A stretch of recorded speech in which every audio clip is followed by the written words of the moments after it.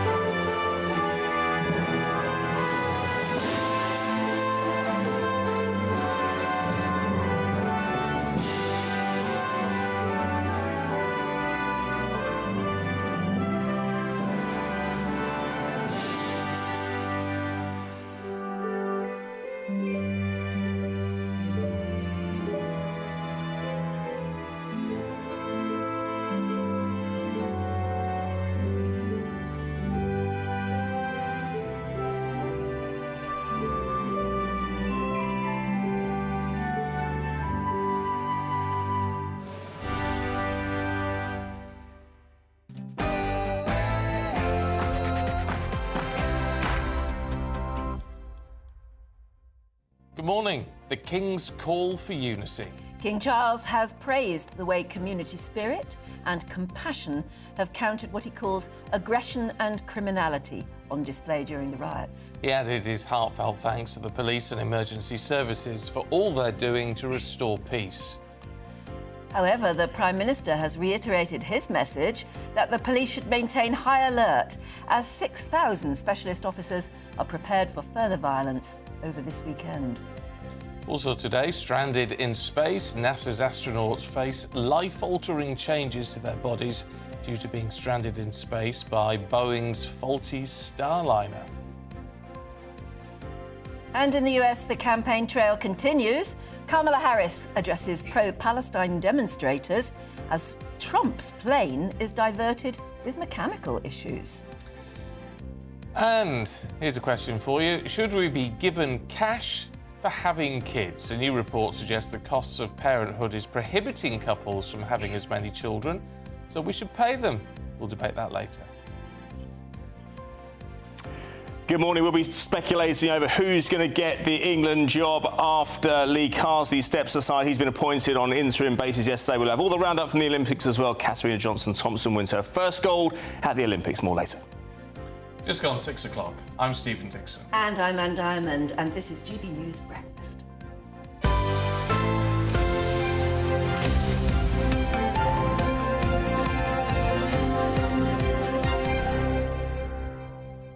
Have you been, Miss Diamond? How have I been? We haven't seen you since last Sunday. No, I know. I had a wonderful family wedding yesterday. Oh, fantastic. Do you know, it just made me think back, Katarina Johnson-Thompson, which Yes. is quite a mouthful no matter how used you get. KJT. KJT, yes. Much easier. The wedding I was at yesterday involved two people with double-barrelled surnames already.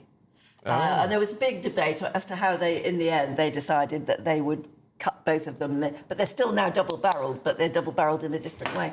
I mean, a lot of people, and the registrar was telling me that they get this all the time. They get people with 3 hyphens and 4 hyphens. I was going to say She that. has to say to them, are you sure there's not even room for it on the, there's my mic, sorry, we've got mic problems. There's not even room for it on the marriage certificate. So No. please cut out that many hyphens. I did wonder at the Olympics when we're going to see a quadruple barrel surname, actually. It seems to be getting longer and longer and longer, don't they? Yeah, I mean, it's the fashion, isn't it, Yeah. at the minute? I don't quite get it. Someone, Well, it was someone always- I know, I saw them in the papers the other day and noticed, I knew they got married a couple of years ago. I hadn't realised that they'd double-barrelled as a result of getting married.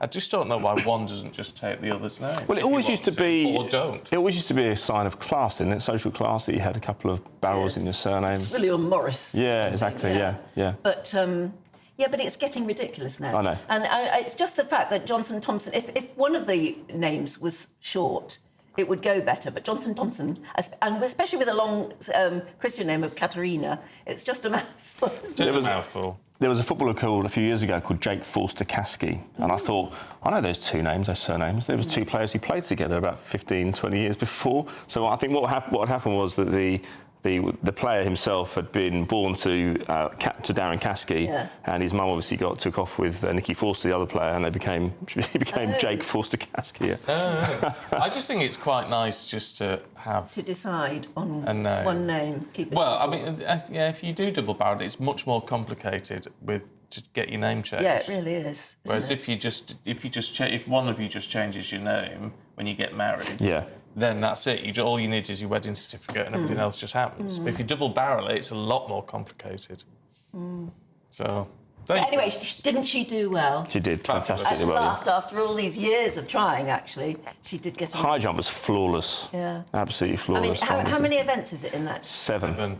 I mean, to be brilliant enough to get to the Olympics in 7 different events is pretty extraordinary. Yeah, it is. We have to show consistency across 2 days as well. Yeah. Don't forget. And in all those events. And finishing with that. How did she get on with the javelin? Because that's her weakest. She didn't win the javelin. She came second, I think it was, but it was a decent throw. And she excelled in the shot put. I think she was beaten in that, but the high jump very good. Personal best in the shot put, I think. Yes, that's right. Yeah, I think that's right. But you have to show a PB. Yes. We're all learning these new terms, aren't we? I know. Well, breakdancing apparently is it's not breaking. Yeah, I know breaking, but it's not breaking news. It's not really. No, it hasn't had the numbers watching it. And I just think sometimes those sports where they're performative rather than competitive are a little bit of a disadvantage, because I don't think people, unless you've got a really trained eye, you don't really know what you're looking out for, do you? Especially if it's a new sport like that. See, I didn't think the rock climbing would be very good to watch, but it's brilliant. I mean, they're like spiders, the way they're climbing up these. They're not just vertical edges; they are overhanging. Yeah, and they're just amazing, and it really was worth watching. There are lots of centres around the country now where you can do that at a weekend. I've been and recorded at some of them down the years, and it is really, really tough to do. But our gold medalist was watching the others. Yes. And he was just sitting in a chair watching them do their thing. And it took quite a while for him to realise that actually he'd got the gold. I know. Well, I don't think. If he doesn't know, how do the viewers know? Yeah, because they don't know what they're doing. No. They're just doing amazing things. I know. No, that's great. That's a real skill. Yeah. I don't know how. But they reckon breaking might not make it to the next Olympics. Fingers crossed. Right. Aidan, thank you. We'll see you a little bit later on. Let's crack on with the main news this morning. King Charles has called for mutual respect and unity after the riots across Britain.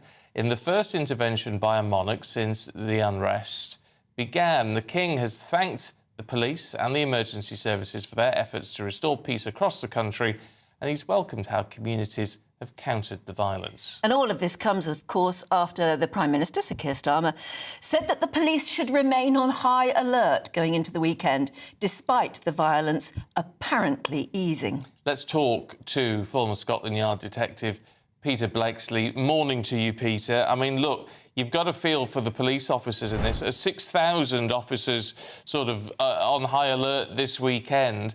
I mean, this sort of scale, this level of policing cannot last for long, can it?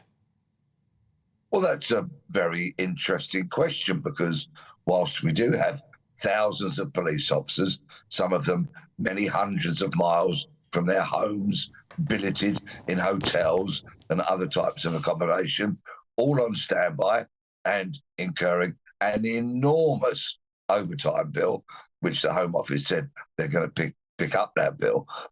It does beg the question, doesn't it? There's been, for so many years, we have senior police officers saying we're free of politics. Politics doesn't affect our policing. We are truly independent. Well, out of necessity, we've seen that policing very much is affected by the politics, because the Prime Minister has been all over these operations in recent days. Therefore, it begs the question, if the politicians, if the police can mobilise to quell, to stop the dreadful rioting that we've seen, when the dust settles on all of this, will they have the same resolve to tackle shoplifting, knife crime, and many of the other horrendous crimes that blight our nation?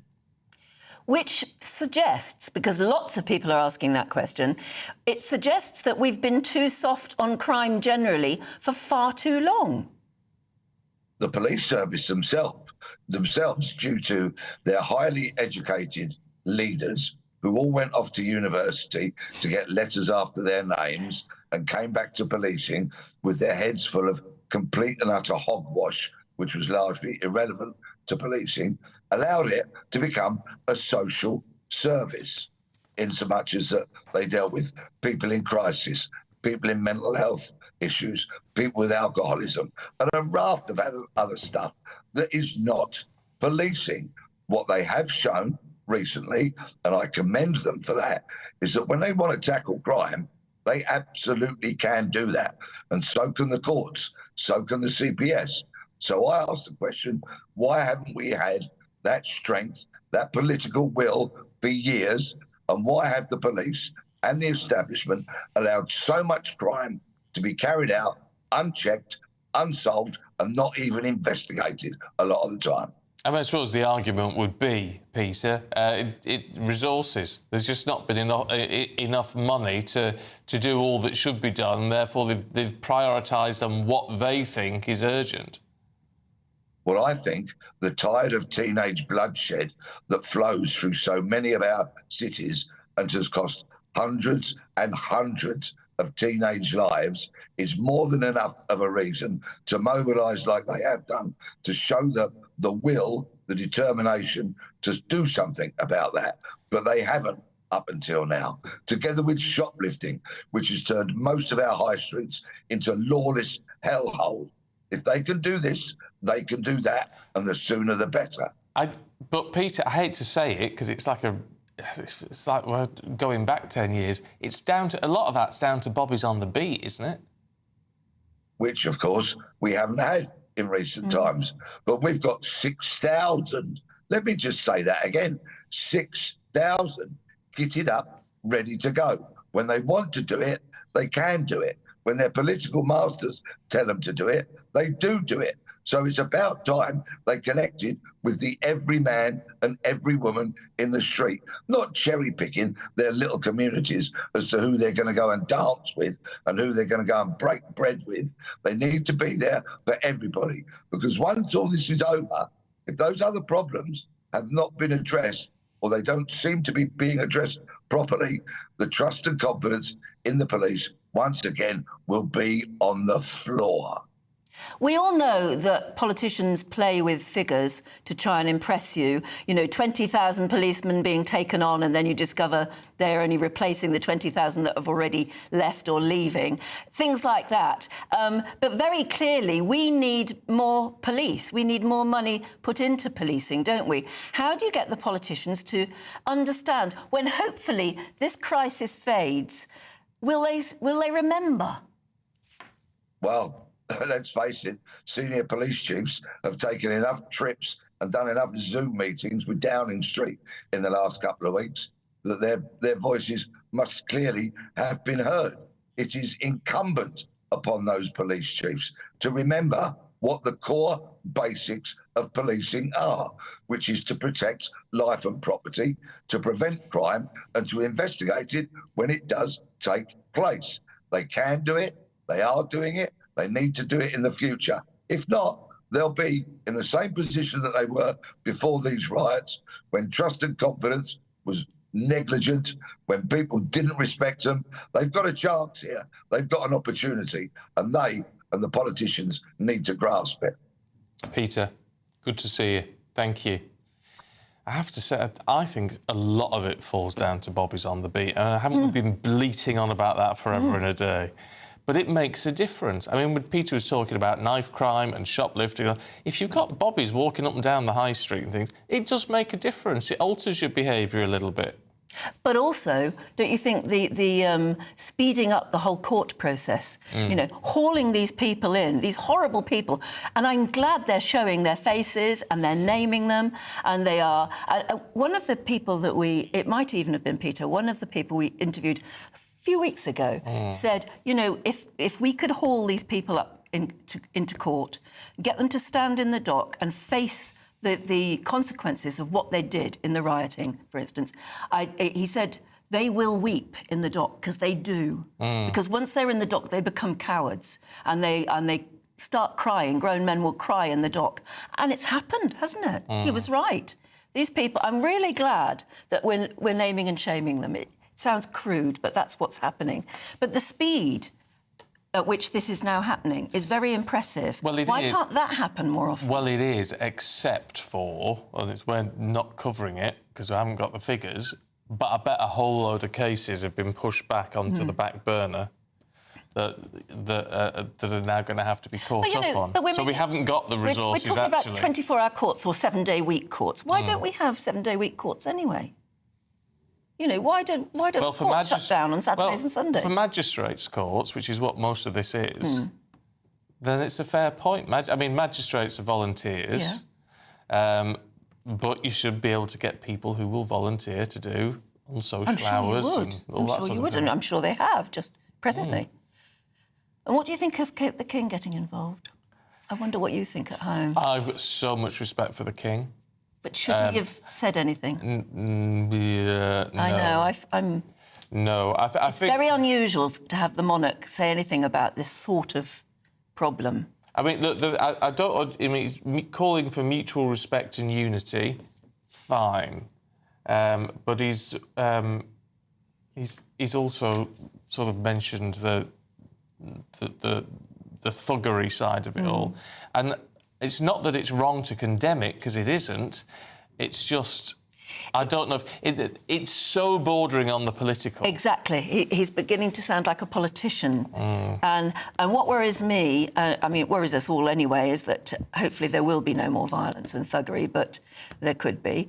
And it's sort of him calling upon his people to behave better. And then if they don't, they've sort of rejected the King as well. I don't know. I'm uncomfortable about it. I wonder what you think at home. Should he have said anything?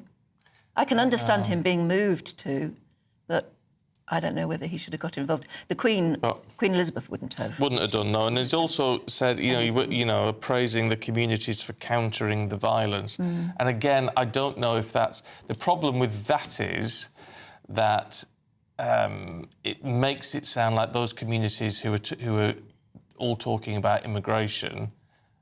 are right, and those communities who are concerned about immigration, might not be anti-immigration, but concerned about uncontrolled immigration, are wrong. And it's a fine line, and it's a difficult one, but I would think he would have been better advised to stay out of it. And especially when, of course, you had that anti-protest a couple of days ago, where that, of course, one person, that Labour councillor, former Labour councillor, was arrested and has now been charged. That's why it's a very complicated mix for the King to get involved in, isn't it? He doesn't want it to look as though he's taking a side. Of course, he's not at the moment, but it's a fine line. It's a very fine line. Should he have got involved? Get in touch. Tell us what you think at home. Now, should we talk about what's happening in the States? Because a short while ago, former President Donald Trump arrived to address the Republican masses at a rally in Montana.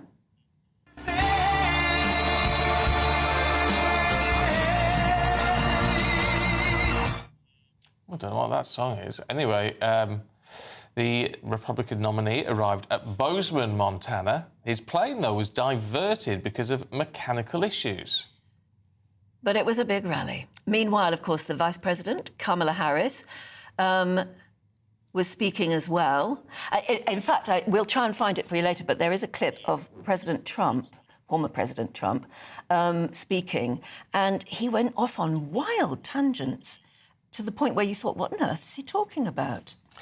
He does do that. I know that's his style, but anyway. But was it a bit Biden-esque? I thought, my goodness, Trump's doing a Biden. It was very weird, I have to tell you. We'll find a clip of it for you a bit later on. Former advisor to the Clinton and Bush administration, Steve Gill, joins us now. Morning to you, Steve. I have to say, I haven't seen this clip that Anne's talking about, but is he going a bit Biden? No, I think he has all his faculties about him. The thing with Trump is that he fancies himself an entertainer, so he goes on these joking entertainment riffs, and I don't think it always serves him well. But he has the faculties about him. It's just he goes off script in a way that that kind of boggles the mind from time to time. It's interesting in Montana. This is a state that is not in play in terms of the electoral map here in the United States, and there are some asking why is he going to Montana. It's one of those states where a Democrat incumbent, Jon Tester, is in a severe fight to keep his seat. And if Trump wins the White House, he wants to make sure that he has the Senate under Republican control as well. This was all about making sure this state goes red in the Senate race, not in the presidential race, because it's likely to be locked up by Donald Trump either way. Yet Kamala Harris appears to be doing very well in the polls up against Trump, doesn't she? Yeah, and a lot of this is going to be that sugar high of a new candidate. I mean, I don't really believe that she's gone from a 28% approval rating to a 48% approval rating in a matter of weeks. And I think there is this kind of new enthusiasm. I'm calling it fomentum instead of real momentum. And we're already seeing her slip back in the polls as Trump is starting to emerge ahead back in the polling, particularly in the electoral map of the battleground states. But they have created an enthusiasm. The question is, can they keep it up, particularly when she's been the candidate nearly 3 weeks, still hasn't done an interview, still hasn't done a press conference. They are literally keeping her in a box because when she goes off script, she's the one that does go Biden-esque with word salads. It is interesting, though, isn't it? Because, it does feel like there is much more of a fight here than there was before Biden stepped down. Oh, I think that's definitely true because, again, you've got this momentum, you've got a new candidate, you've got a new VP that they're introducing. The problem is that by her not taking positions, people are putting on her what they think they want to believe she's for. That's part of the advantage of if you're a blank slate as a candidate as she is. But as she takes defined positions on the border security, on what she's going to do about the economy, she was complaining this week that on the first day she's in office, she's going to fix inflation and the economy. It's like, ma'am, you've been in office for 3.5 years. Why haven't you and Joe Biden already fixed it? So when she has to take a position on the issues, I think she's going to see her support start to falter a bit. Well, she hasn't been in office, has she? She's been VP, and that's not the same. And by all rumour, she was never really allowed to spread her wings and fly. Do you think maybe there's more in her than you're giving her credit for? We will see, but she does have a track record. She's been a district attorney in California, the attorney general in California, the U.S. senator from California, and yet has walked through a snowdrift without leaving any footprints in any of those positions. And as a vice president, she's not pointing to the moments when she said, I told Joe Biden to do this, and he did. She ought to be stepping forward. I'll tell you, my big concern, guys, is that Joe Biden is continuing to crumble worse and worse and worse. What if, she doesn't have this momentum continue in place and in another 30 days, Joe Biden says, okay, now my health is so bad, I'm stepping down. She's now President Kamala Harris. And then there's pictures of her at the Resolute desk in the middle of the night, working hard for the American people as President Harris. That would give some momentum at the late date that would be hard to overcome. OK, well, we've given them ideas now. Yeah, given them ideas. Whether that will happen or not, we shall have to see. I take it back. I take it back. Yeah. You can't unsay it now. No, you can't. Look, really good to see you, Steve, as always. Thanks very much indeed. Right. It's amazing when you've got two candidates who are throwing the insult about word salad at each other. Yes. And that's happening, isn't it? Isn't it interesting? Word salad has become a proper phrase now. I always thought salad was a good thing. Yeah, well, yeah, there you go. I don't know. I mean, I know a lot of you are like Donald Trump. I haven't yet seen a message saying they like Kamala Harris. But I just think it's quite interesting that it just feels like a proper race now, rather than this awful decline we're seeing with Biden in charge. Donald Trump is giving the impression that he's still trying to size her up. Yes. I think he's still trying to figure out how to rally up against her, I don't know. It's interesting as well. I mean, I think you were right to pull Steve up on the idea that she's been in office for 4 years, because by all accounts, and with most VPs, they don't really seem to have a great deal to do. They are literally a support act. Apparently the Biden family just did not like her at all. And so that she was never given a chance to shine.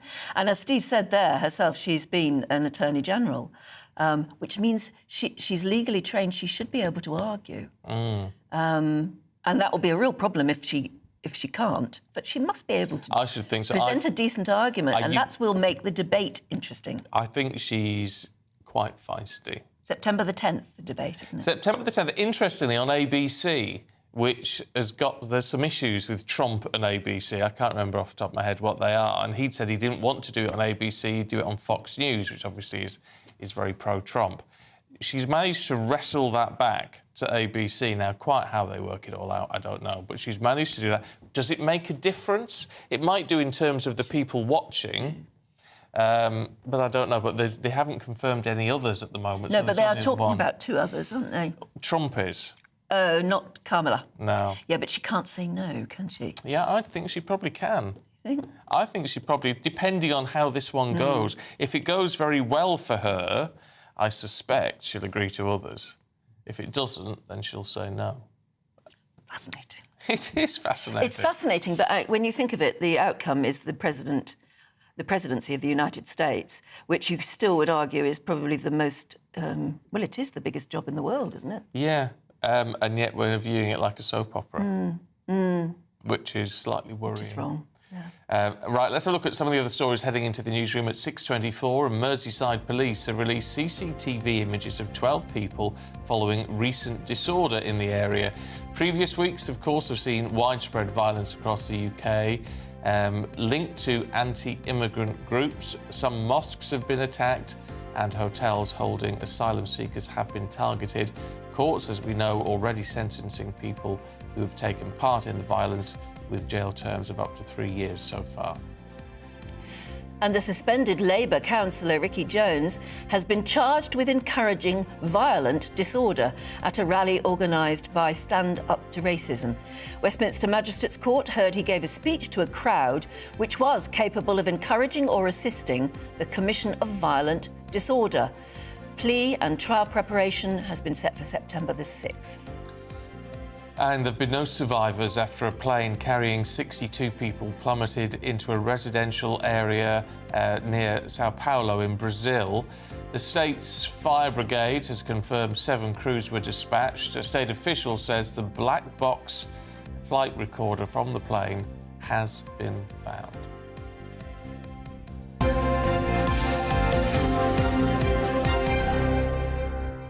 I must say that's terrible footage, isn't it, to see a plane just plummeting out of the sky. Yeah, grim. I try not to. I hate talking about plane crashes because we all get onto planes.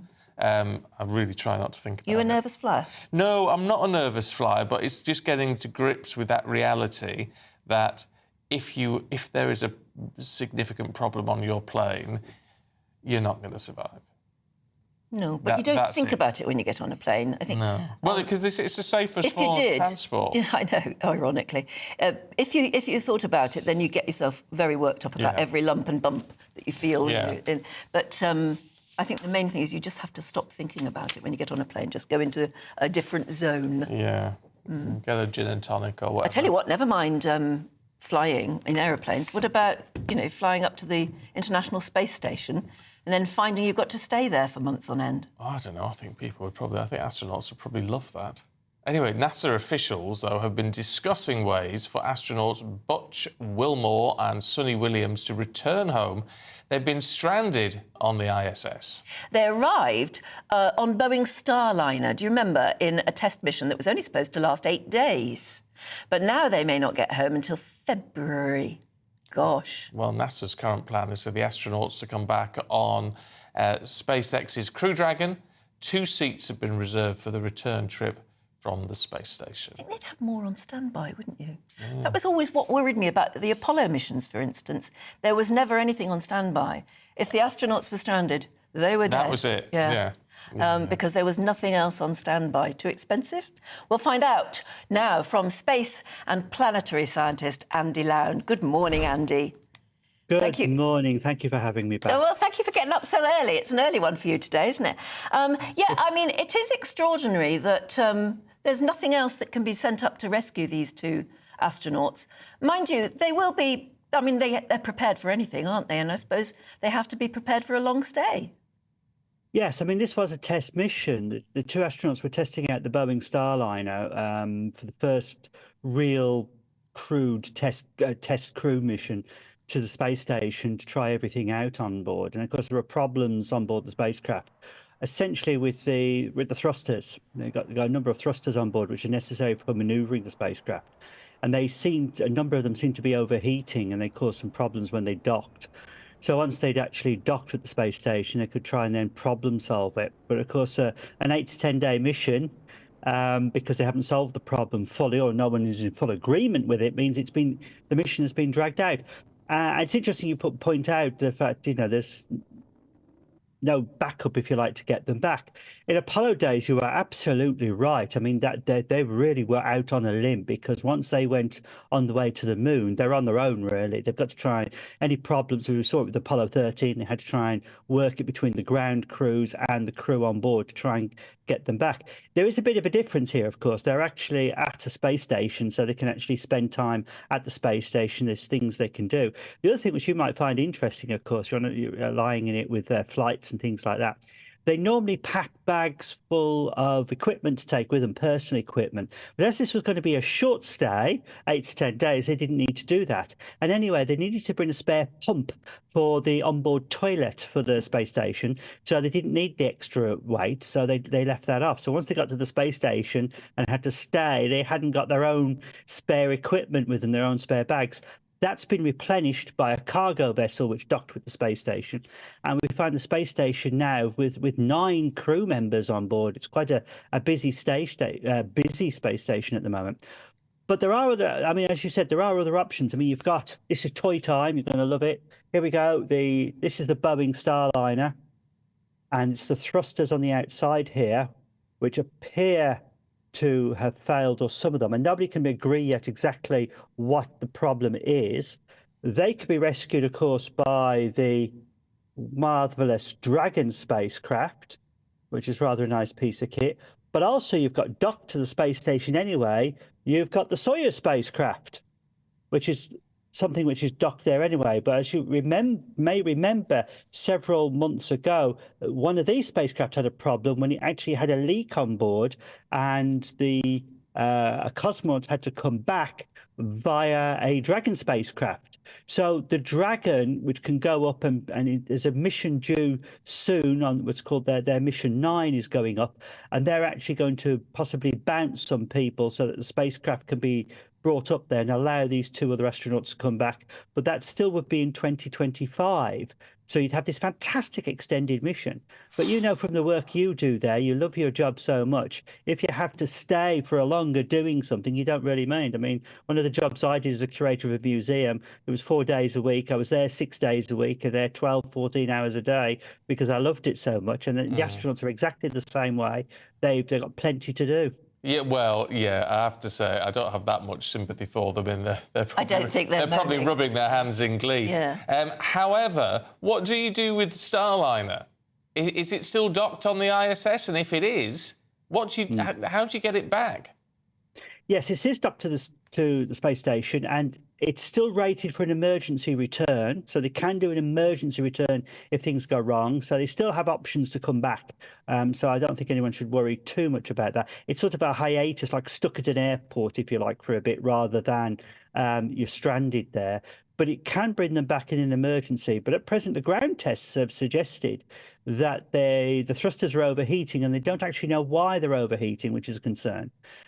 So for a standard return, they may decide to abandon it for a crewed return and bring it back remotely as an uncrewed vessel. So they could actually do that with it. So that may be the option. Bring it back uncrewed and then go through it to find out what the problems were on the actual vehicle itself, and bring the astronauts back on a Dragon. So that would be the options at the moment, because they're still working on the spacecraft, trying to put fixes together once the ground test people have told them what to do with it. But of course, they've got plenty of work to do on the space station and carrying on their work there anyway.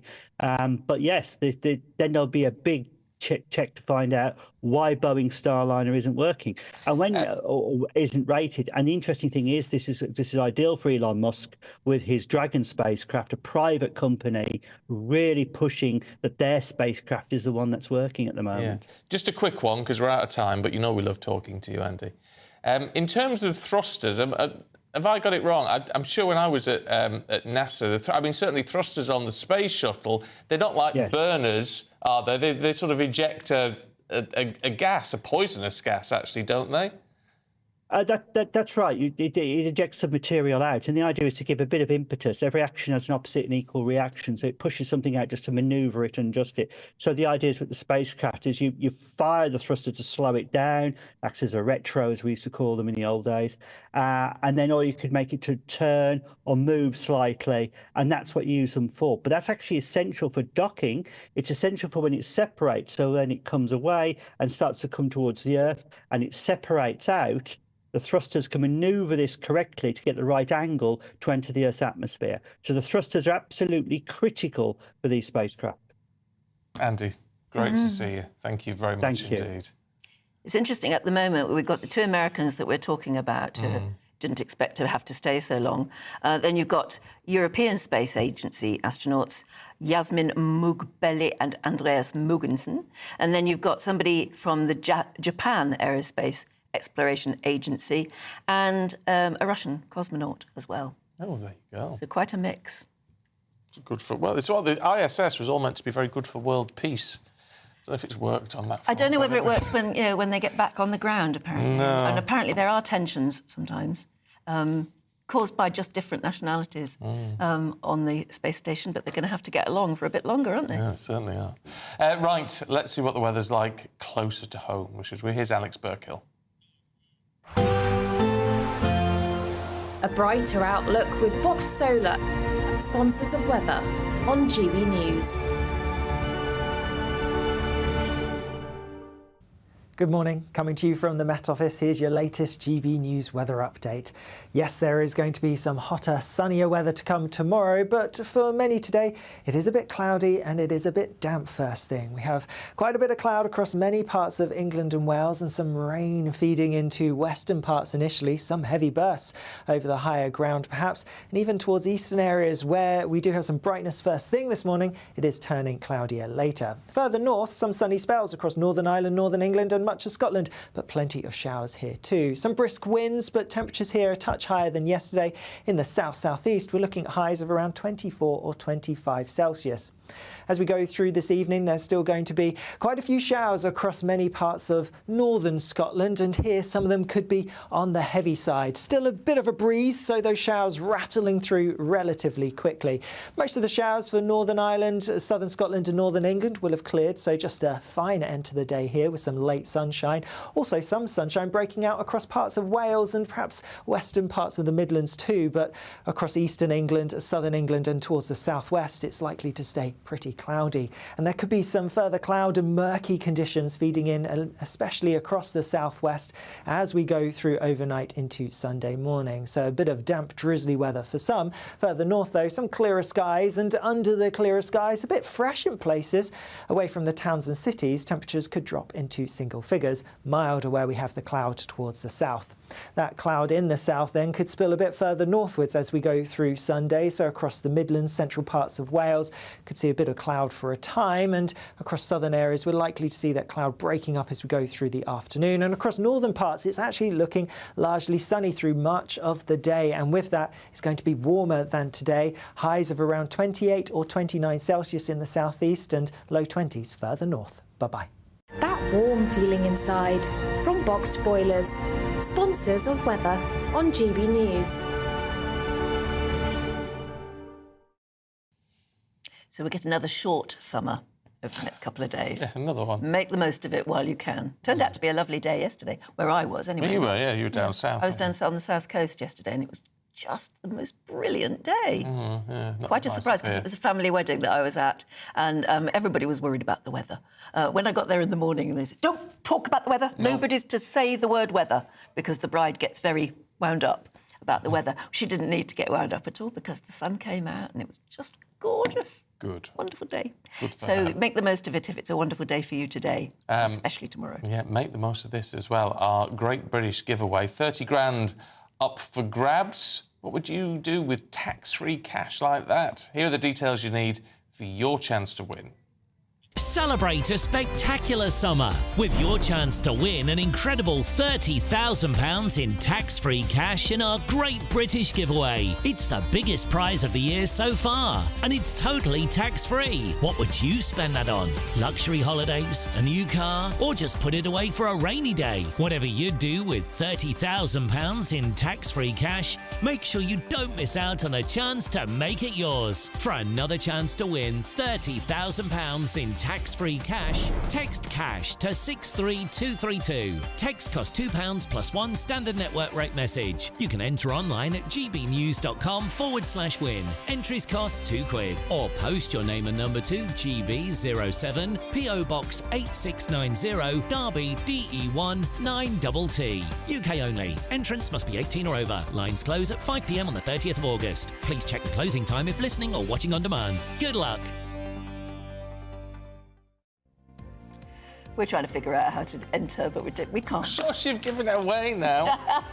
Could we enter and pretend to be somebody else? No, you'd lose your job. Would you? They'd never know. Oh, I think they would. I mean, that, yeah. Well, you've blown it now. Well, yeah, sorry, I've given it away. But I think they would be onto you. I really do. Sorry about that. Right. He just wants a new car. Still to come, do stay with us because Aidan McGee will be here telling us all about the latest sports news, football managers and Olympics and that sort of stuff that's coming up.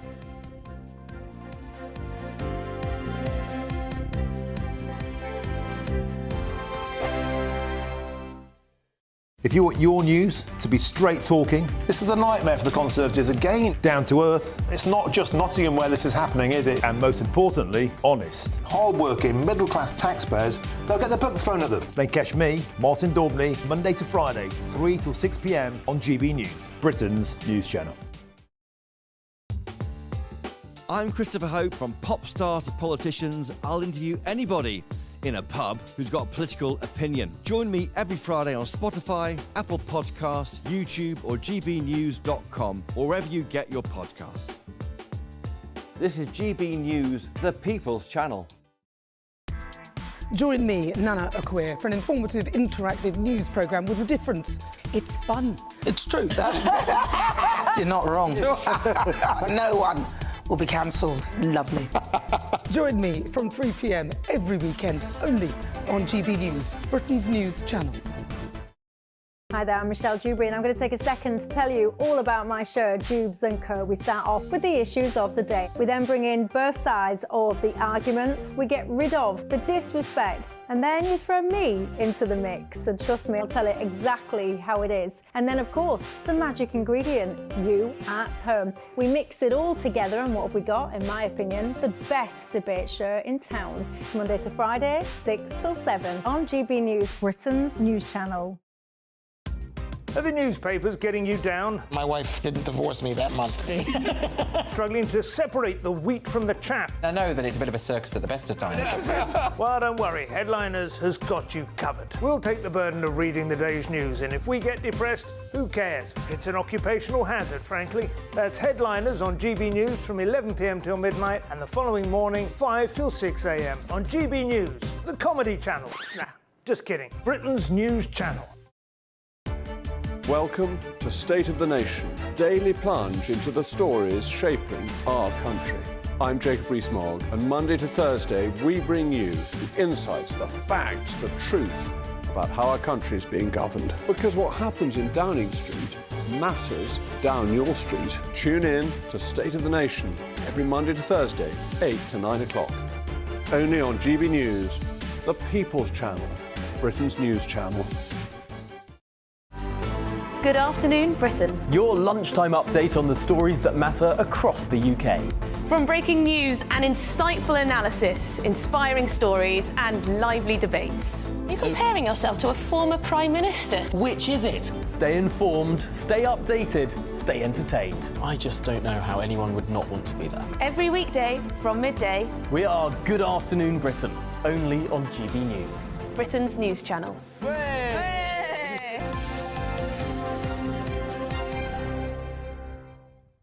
6:42. Let's a quick roundup of the sport with Aidan. Good morning. Good morning. So we've got a new interim boss, Lee Carsley. What's going on?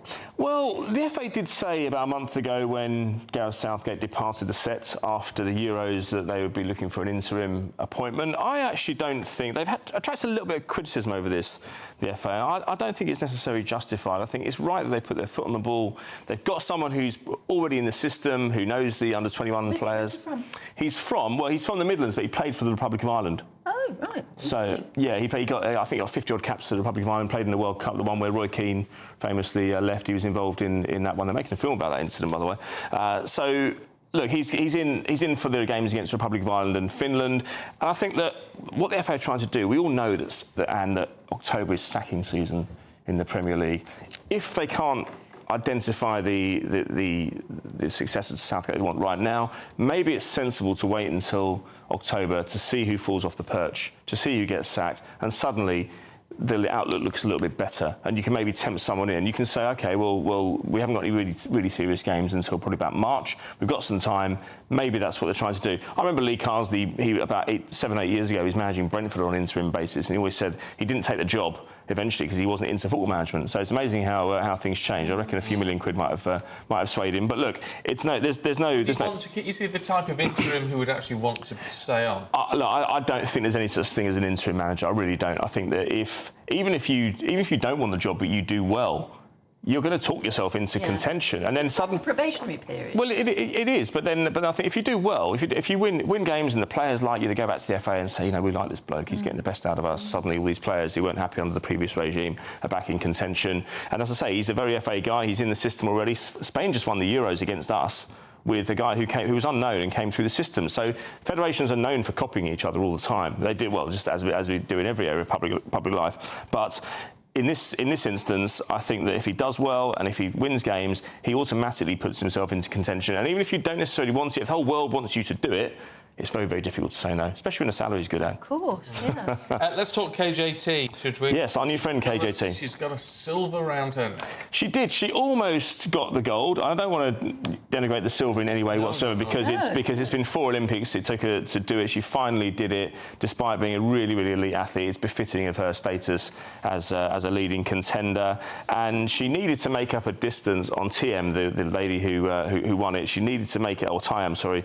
She needed to make up distance of 8 seconds. She clawed back 6 of those in the 800 metres in the last. Almost did it. Missed out by 2 seconds. Yeah. But I mean, she was thrilled. She was. She said, "I'm so happy. No complaints at all. I'm grateful, emotional, and overwhelmed." And that was an outstanding performance. That's 7 events. Yeah. Showing a devastating level of consistency. I mean, I've got a list of events here. I mean, everyone knows it's 7 events, of course. I mean, 100-metre hurdles, high jump, shot put, 200 metres, long jump, javelin, and 800 metres. That challenges near enough every sinew in your body, and you have to do everything really well to a high level to finish second. And it was a really strong. I mean, the woman who won it is generally considered to be the best in the world. She's Belgian, isn't she? She is, yeah. Belgium got bronze as well. And the bronze was Belgian as well. Exactly, so, yeah. Exactly. And so we didn't see a US contender in this one, considering they've been really good. I tell you what, it's been so amazing about the Olympics, and particularly those girls together. They did a big photo call all together, and they were all congratulating each other and hugging each other. They obviously know each other so well. They do. And we have seen real camaraderie. We have seen in the past, not with GB necessarily, but there have been arguments in the relay teams, haven't there, as well? Yeah. Aidan, we've got to leave it there, but thank you very much indeed. Loads to cover later on. Yeah, we'll do. Yes, absolutely. Papers in just a minute for you with Candice Holdsworth and Stephanie Tetchy.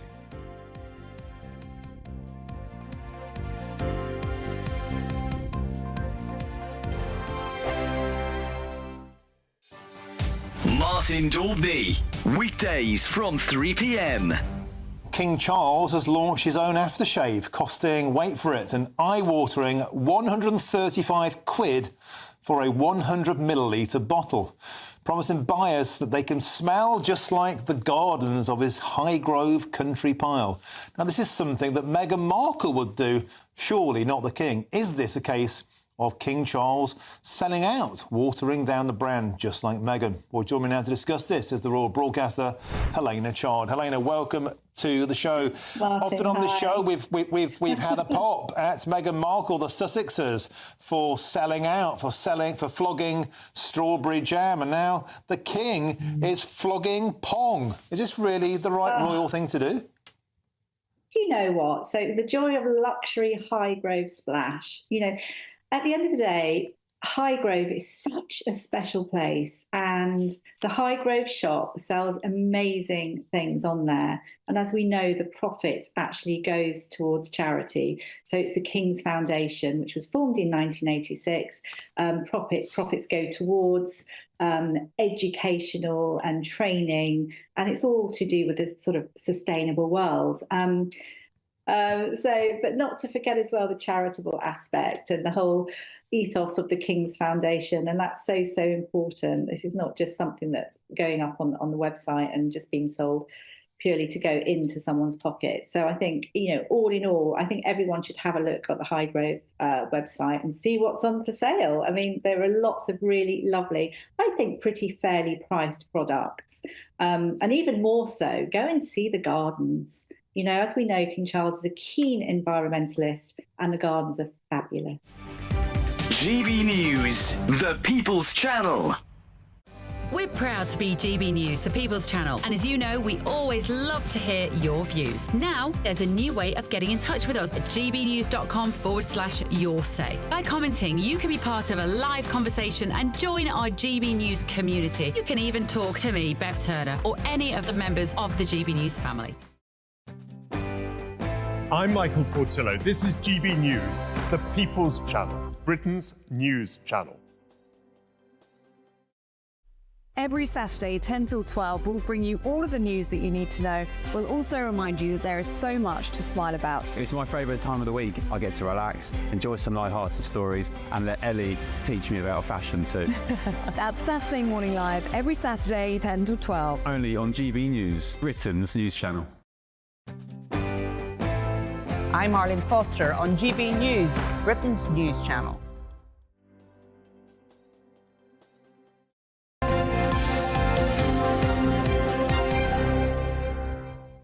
Very quick look at the papers for you. With Candice Holdsworth and Stephanie Tecci. Good morning to you two. Should we talk about the Daily Mail, Steph? Yeah. And Hugh Edwards. Yeah, it seems like the BBC are finally trying to read the room, and it seems a lot of people are saying, you know, Hugh Edwards was one of their highest paid stars, but the BBC were aware about these charges that he had against him for creating indecent images of children, and he was still being paid. So now the BBC have asked him, or urging him, to give back the £200,000 salary that he received after his arrest. I don't know if Hugh Edwards is going to do the right thing here, but, you know, more than anything, that money is taxpayers' money. It's people who pay for the licence fee. And I can imagine people who do pay the licence fee do not feel comfortable knowing that that money has gone towards a man who's now been charged of such horrific things such as this. You know, Hugh Edwards had quite a wealthy career in that sense. I don't know if he will give back that money, because he is a man that has got nothing to lose at the moment. Yes, it's hardly going to restore his image if he did. No, absolutely not. I mean, this seems to be more of a moral response by the... Well, it seems to be more reputation management by the BBC. I mean, they've realised that there's a big public outcry, so they want to be seen to be doing something. But I think it's a bit of an empty gesture because, A, like you say, his reputation is already damaged. He's not going to earn any more money. No. And is there any really legal way of him doing this? No. No, well, I wouldn't have thought so. I think it's the BBC just trying to tell the public, we're trying to get the money back for you. That's exactly it. And I think the bigger thing now is people more looking at the culture of the BBC and why such household names like Hugh Edwards has been able to have this kind of scandal while working at the BBC. So it's not, for me, it's not about the money. It's just about what kind of talent you're fostering and then being able to commit such horrendous crimes. No, I mean, we can't even get our heads around it. No. Candice, in the Telegraph this morning, to ease our retirement crisis, This sounds quite good. Our employers might have to pay more money. Well, this is such an interesting story. I mean, we've heard so much about pensions this week. And Rachel Reeves, she's trying to find ways to raise more money for pensions. So she's saying that what employers should do is that they should contribute more, because I think at the moment employers contribute about 5% to our pensions. No, 3% to our pensions, and it's us that contribute about 5%. And in Australia, I mean, it's like much higher. So she wants to follow the Australian model. The problem with that, of course, is if you make it too onerous for companies to hire people, maybe they'll hire fewer people or they'll offer lower salaries, and they're going for growth. So how do you square that circle? But we've got a huge problem because we've got an aging population, we've got lots of people who are owed pensions in the future, and we're struggling to fund it now. And we've got a falling birth rate as well. Well, this is the issue. I mean, they're even saying that people who are promised in the future, like large pensions, will they even get it? Will people even get the state pension in the future? But this is private pension, though, isn't it? But that's what she's trying to offload the responsibility into the private sector. Yeah. But I think as well, young people need to be more aware of their pensions, because I think they think it's something that's going to be happen like way in the future, where I think they need to start thinking of personal investments for themselves as well, because I think when you do rely on your employees, there's only so much they can give you. And the problem is for young people, I think, is that they should be planning for pensions as soon as they start working. Totally. But of course, the problem is they're too busy trying to save up for a flat to rent. There's too many things. Precisely. The cost of living is so high now that people prioritise the present rather than the future. They're like, but I need the money now to pay for everything. Yeah. Look, sadly, it was short and sweet, but we will have much longer with you in the next hour, so I look forward to that. Yeah, absolutely. Shall we find out what is happening with the weather? Here's Alex Burkill. A brighter outlook with Box Solar, sponsors of weather on GB News. Good morning. Coming to you from the Met Office, here's your latest GB News weather update. Yes, there is going to be some hotter, sunnier weather to come tomorrow, but for many today, it is a bit cloudy and it is a bit damp first thing. We have quite a bit of cloud across many parts of England and Wales, and some rain feeding into western parts initially, some heavy bursts over the higher ground perhaps, and even towards eastern areas where we do have some brightness first thing this morning, it is turning cloudier later. Further north, some sunny spells across Northern Ireland, Northern England and much of Scotland, but plenty of showers here too. Some brisk winds, but temperatures here a touch higher than yesterday. In the south-southeast, we're looking at highs of around 24 or 25 Celsius.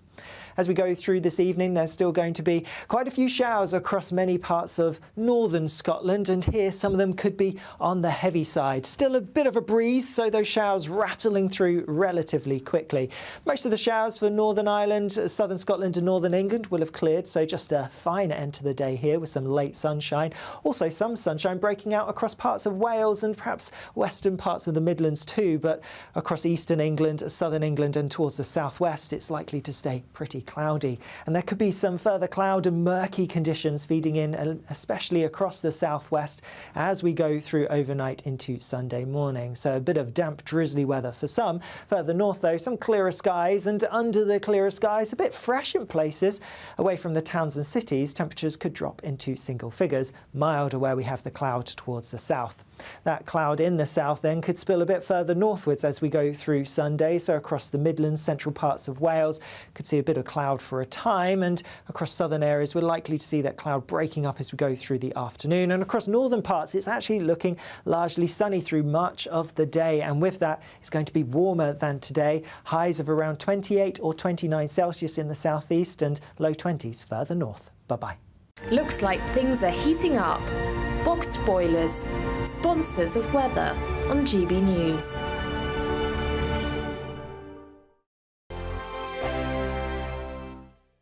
Celebrate a spectacular summer with your chance to win an incredible £30,000 in tax-free cash in our Great British Giveaway. It's the biggest prize of the year so far, and it's totally tax-free. What would you spend that on? Luxury holidays, a new car, or just put it away for a rainy day? Whatever you do with £30,000 in tax-free cash, make sure you don't miss out on a chance to make it yours. For another chance to win £30,000 in tax tax-free cash, text cash to 63232. Text costs £2 plus one standard network rate message. You can enter online at gbnews.com/win. Entries cost £2 or post your name and number to GB07 PO Box 8690 Derby DE1 9TT. UK only. Entrance must be 18 or over. Lines close at 5 p.m. on the 30th of August. Please check the closing time if listening or watching on demand. Good luck.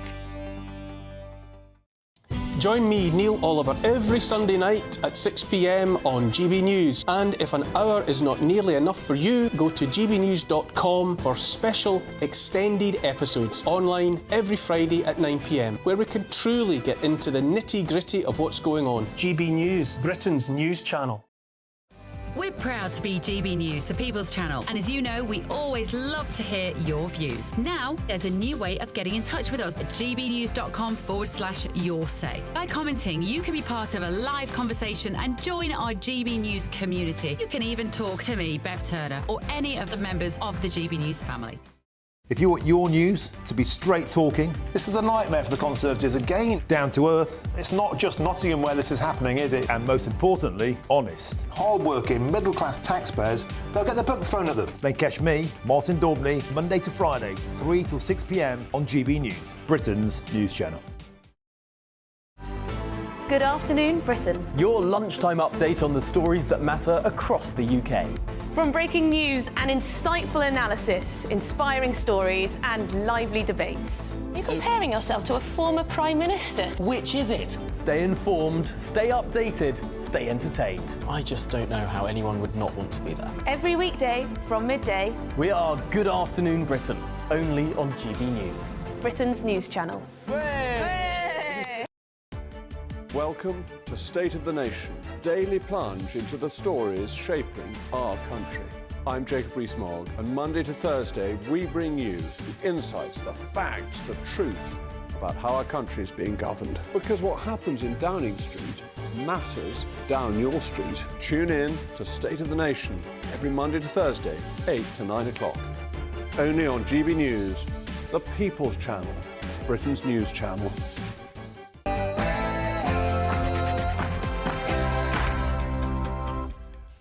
Good morning. The King's call for unity.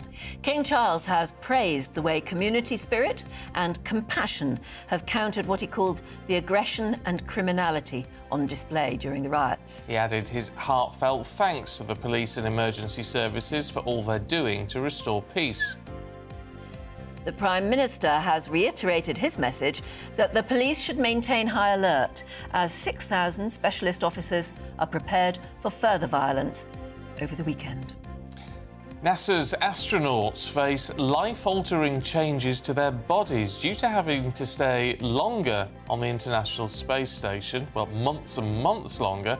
That's because of Boeing's faulty Starliner craft. In the US, Kamala Harris addresses packed crowds in Phoenix, and President Trump speaks to masses in Montana as the campaign trail continues. And here's a question for you. Should we be given cash for having kids? A new report suggests the cost of parenthood is stopping couples from having as many children as they'd like. We'll debate that later. Good morning. A month on from the departure of Gareth Southgate, the FA named Lee Carsley as his successor on an interim basis in Paris. Meanwhile, there's a first Olympic medal for Katarina Johnson-Thompson in the heptathlon, and controversial Algerian boxer Iman Khalif takes gold. More later. It's just gone 7 o'clock. I'm Stephen Dixon. And I'm Anne Diamond, and this is GB News Breakfast.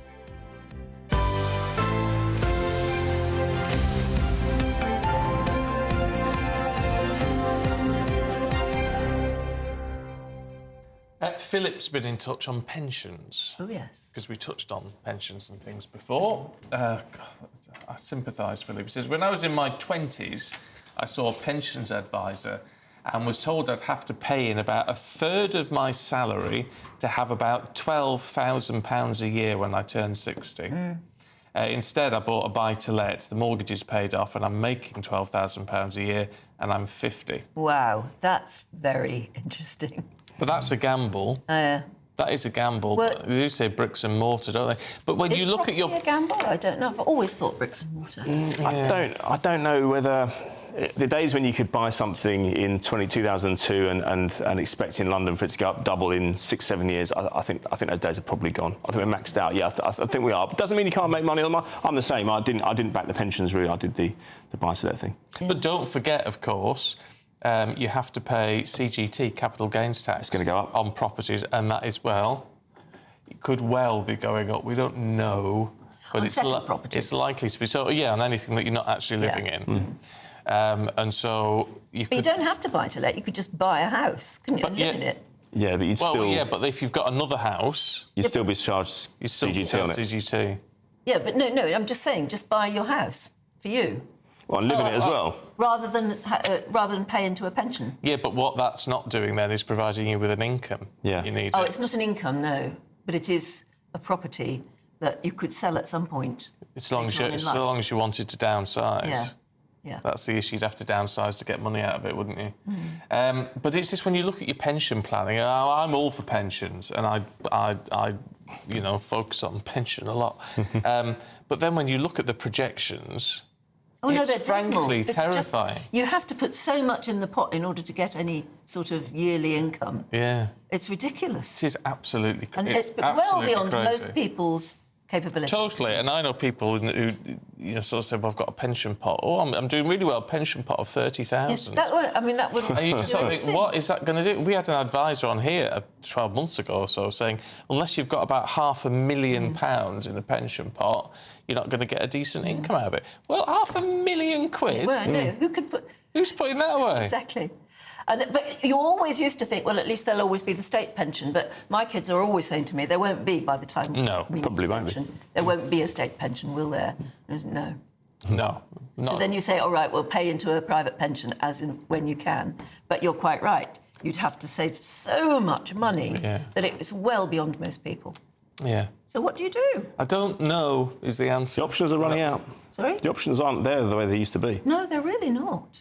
No, I don't know. It doesn't make for a very encouraging older age, does it? But it's why people are going to be working into their mid to late 70s as standard. Yes, absolutely. Anyway, I never thought at my age I'd still be working. Never thought. No, but you do it for the love. I do it just so I can be here sitting next to you guys. Can you see me doing the sport in my 90s? Well, you'll have to. You'll just have to. You have to sell one of your properties.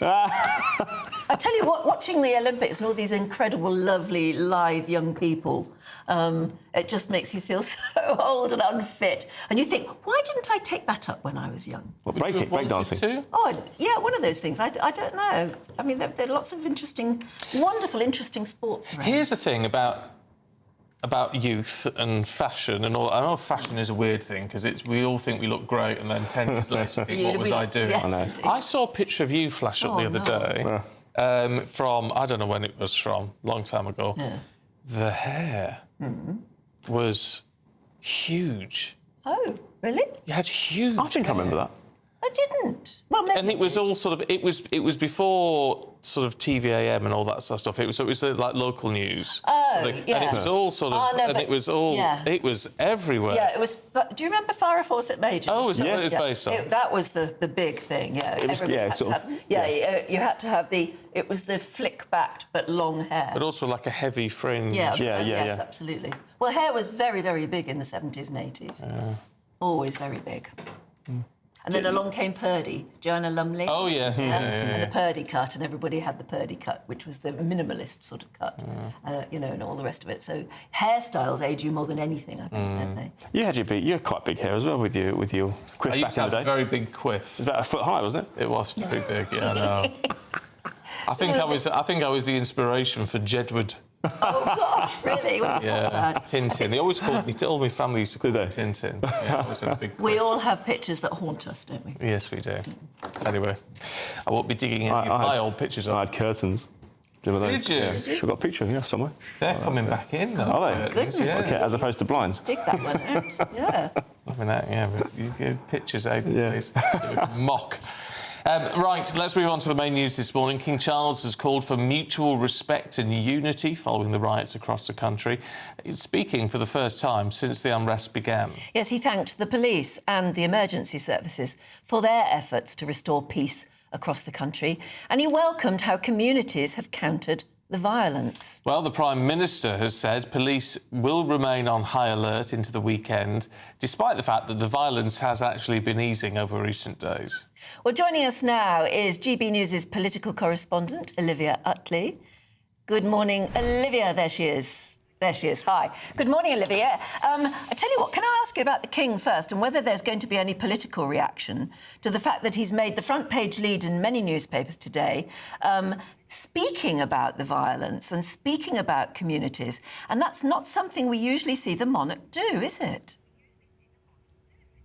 Well, absolutely. I mean, if you look at the sort of face of the statement, it seems sort of relatively innocuous, even banal. But the fact that he thanks the communities who he feels have countered some of the violence on the streets might be seen as controversial in some areas. Some of those counter-protests we've seen have been pretty controversial in themselves. There were shouts of free Palestine, of from the river to the sea, even, at some of these counter-protests. So the fact that the King has been praising communities for fighting back, perhaps even could be seen to be encouraging those counter-protesters to go out onto the streets, which creates quite a headache for the police, could be seen as actually quite controversial. The King has also said that he would like to visit some of the communities affected by the riots, but he said he won't do that until sometime in the future, hasn't named a date when he believes that he won't be putting more strain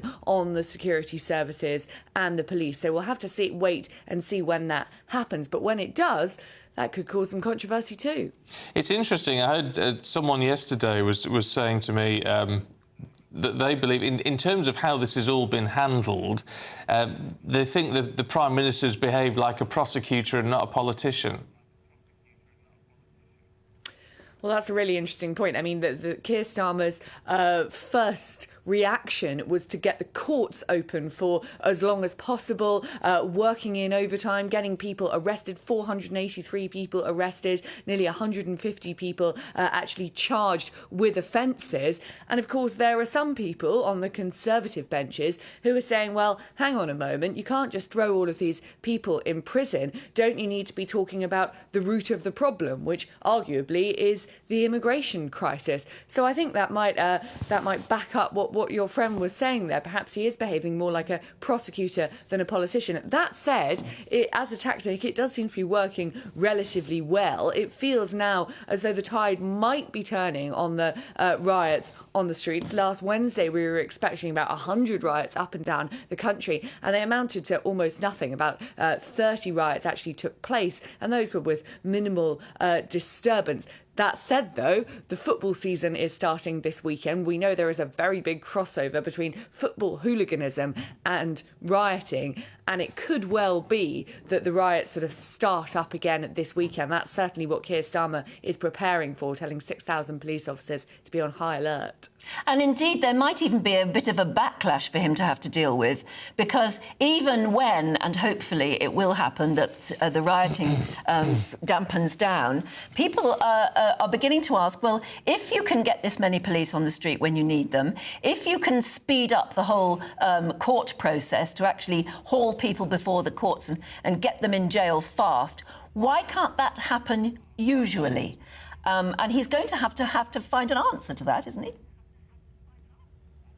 I think that's a very important point. He has sort of painted himself into a corner with this. The Labour Party said over and over again during the election campaign that they were going to be the party of law and order, sort of stealing the Conservatives' clothes there. That's something that the Conservatives are normally stronger on. And of course, now that is exactly what Keir Starmer is doing. The problem is that over the election campaign, the Labour Party committed so much to not raising taxes on working people. also VAT, national insurance and income tax, that they haven't left themselves much wiggle room for public spending. So to enforce the sort of policing that we've been seeing over the last week permanently, you would need quite a lot of cash. And that's something that at the moment Keir Starmer and Rachel Reeves don't really have. OK, Olivia, thanks very much indeed. Decca's been in touch. It's an interesting point. It says, they say, we've given this monarch a lot of love and loyalty, and I don't feel that has been returned for some parts of this nation today. I feel very let down. I can understand... Well, because part of the issue is there are the rioters and the rioting, which is wrong. Let me reiterate it. That is wrong.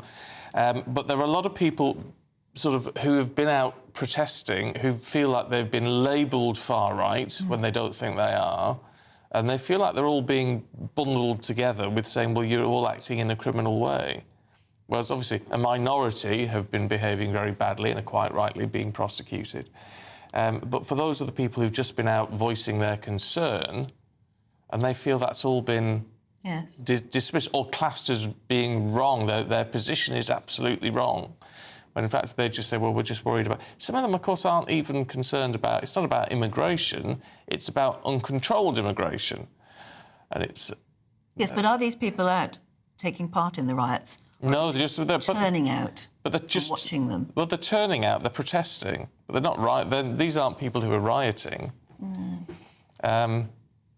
I'm uncomfortable, though, at the moment. We all know how we know there have been days of rioting, and that it's become violent simply because there are so many people in one spot who disagree with, what they're saying.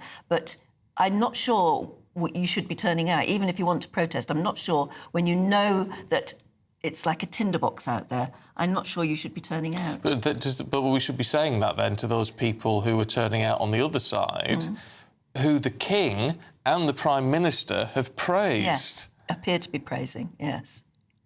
Do you know what I mean? Yeah, no, that's why I'm uncomfortable about the King getting involved. I'm not sure he should be, because it can be misinterpreted. His support of communities for peace can be misinterpreted as well, and in some cases deliberately. So don't get involved, I think.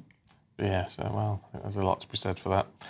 Right, let's turn our attention to the other side of the Atlantic, should we? Because President Trump arrived a short time ago to address Republican masses at a rally in Montana.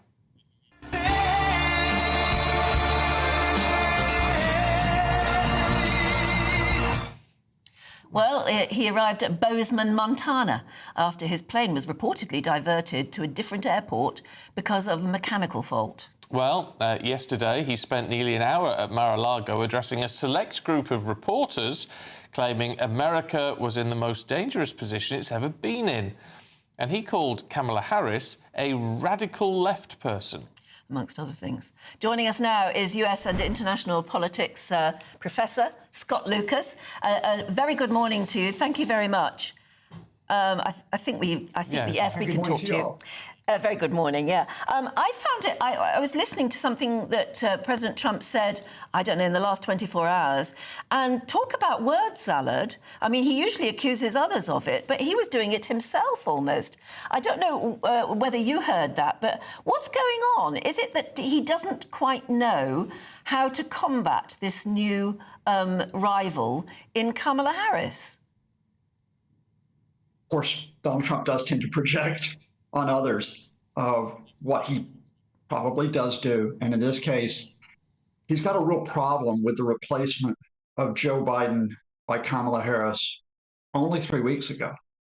And it's not just the surge in the Harris campaign, it's that it's changed the narrative of the campaign. You folks remember that you and I just were talking about the media's focus, almost obsession just on old Joe, old Joe, old Joe. And as long as Biden was in the race, that sucked all the oxygen out of the room. Now, when Harris comes in, it takes away that narrative about age and mental ability. Indeed, it turns it back on Trump. But even more importantly, it brings issues back into the room. And what you've seen with Kamala Harris and with her vice presidential running mate, Tim Walz, is that they are taking on issues like healthcare. They're taking on reproductive rights, which I think will be the number one issue in this election. They're taking on education. They're taking on even the economy and immigration, which should be issues that Trump should be trying to deal with. And by taking control of those issues, they're shaping the news cycle where it's hard for Trump to get a look in. I think this is the first time I've discussed Trump rather than Harris with you folks in 3 weeks, because Trump can't get a coherent narrative together. But looking at, it's interesting, you look at this, and obviously the polls have tightened, there's no doubt about it, but in the swing states, it would still seem that Trump's in the lead. It's not quite right. And let's walk through this really carefully. Here's the starting. This is a toss-up race. So anyone who says Donald Trump is going to win this or Kamala Harris is going to win this, I'll take their money. If we talk about the three most important swing states, which are Pennsylvania, Wisconsin, and Michigan, Harris leads in Michigan by a couple of points. The other two are neck and neck. But what's really shifted in the last 3 weeks is there's three other states that were decisive in 2020 that Trump was well ahead. When Biden was in the race, that's Arizona, Georgia, and Nevada. He's still ahead by about 2 percentage points in Georgia, but Nevada is level, and Harris is now slightly ahead in Arizona. So, you know, you're talking about a position where there's all to play for 3 months, but the momentum right now is with Harris rather than with Trump. Has her choice of running mate changed anything at all? I think the choices of both running mates have been significant, not because vice presidents can win elections, but they can lose them. And I think we have to be honest here. J.D. Vance has been a drag on the Trump ticket. They should have had momentum with him and the Republican National Convention. And because of those comments about childless cat ladies, that sucked all the oxygen out of their convention. Flip it over to Tim Walz. This is a guy who looks like middle America, who represented a Republican district for 12 years, who was a governor in a state with Republicans and Democrats for 2 terms, who is a centrist, not that radical leftist that they're trying to stick on Harris and Walz. This is a former veteran. This is a guy who was a high school teacher. Hey, he was even an American football coach. And if you're from America, you know how American that is. So they've got a tall task. They don't have the easy shots at Biden now. They've got to talk to people who look in Tim Walz like Americans, who are raising issues that concern Americans. So that begs the question then. You can see from that analysis, if people go with what you're thinking, that you can see why Kamala Harris chose her running mate as she did. Why was J.D. Vance picked then? You know, I'd be honest with you folks, because as with other cases, Donald Trump liked the way that he sounded on TV. He was quite often on Fox, which is one of Trump's favorite outlets. He was very aggressive, and he was attacking, you know, the radicals, the extremists. And rather than go for racial diversity, or really importantly, gender diversity, and I think the Republicans made a huge mistake by not picking a woman to run for vice president, Trump basically told the advisors, I want this guy. And so what you got was a younger version of Trump 2.0, rather than getting any kind of balance on the ticket. Yeah, and he'll end up resenting that, won't he? You can almost predict. We'll have to leave it there, but of course there's many months to go yet. Thank you very much indeed for joining us. Yeah, J.D. Vance, he really does look like another Trump, doesn't he? He says the same things, he's got the same swagger. And I can see in the end Trump actually not really quite liking that. He chose a mini-me. Maybe, but then do you need balance on a ticket? His base is, you know, likes Trump for who he is. Solid, yeah. So you'd want someone who emulates that, wouldn't you? Yeah, but I mean, I don't know. That doesn't get a new voter, does it? No, it's all about the swing. I mean, this is the trouble with all elections, or more so in the States, but the Electoral College, it's all about the focus on those places that they need to win, and then they sort of ignore the ones where they just know it's going to go whichever way it's going to go. It's a little bit like it is over here, but of course we've got 650 constituencies, so it's slightly more spread out. But on the how many electoral colleges are there? Not that many. No, there aren't, and not that many places in each electoral college. And it all swings on that, doesn't it, on the night?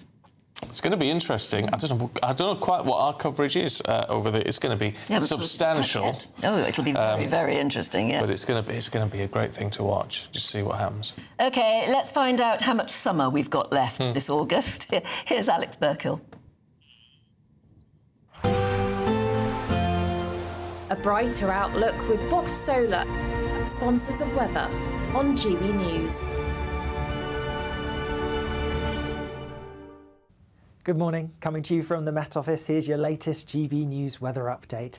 Yes, there is going to be some hotter, sunnier weather to come tomorrow, but for many today, it is a bit cloudy and it is a bit damp first thing. We have quite a bit of cloud across many parts of England and Wales and some rain feeding into western parts initially, some heavy bursts over the higher ground perhaps, and even towards eastern areas where we do have some brightness first thing this morning, it is turning cloudier later. Further north, some sunny spells across Northern Ireland, Northern England and much of Scotland, but plenty of showers here too. Some brisk winds, but temperatures here a touch higher than yesterday.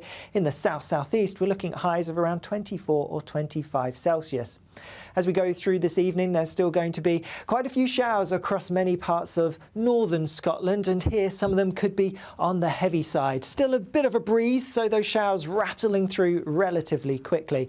Most of the showers for Northern Ireland, southern Scotland and northern England will have cleared, so just a fine end to the day here with some late sunshine. Also some sunshine breaking out across parts of Wales and perhaps western parts of the Midlands too, but across eastern England, southern England and towards the southwest, it's likely to stay pretty cloudy. And there could be some further cloud and murky conditions feeding in, especially across the southwest as we go through overnight into Sunday morning. So a bit of damp, drizzly weather for some. Further north, though, some clearer skies, and under the clearer skies, a bit fresh in places.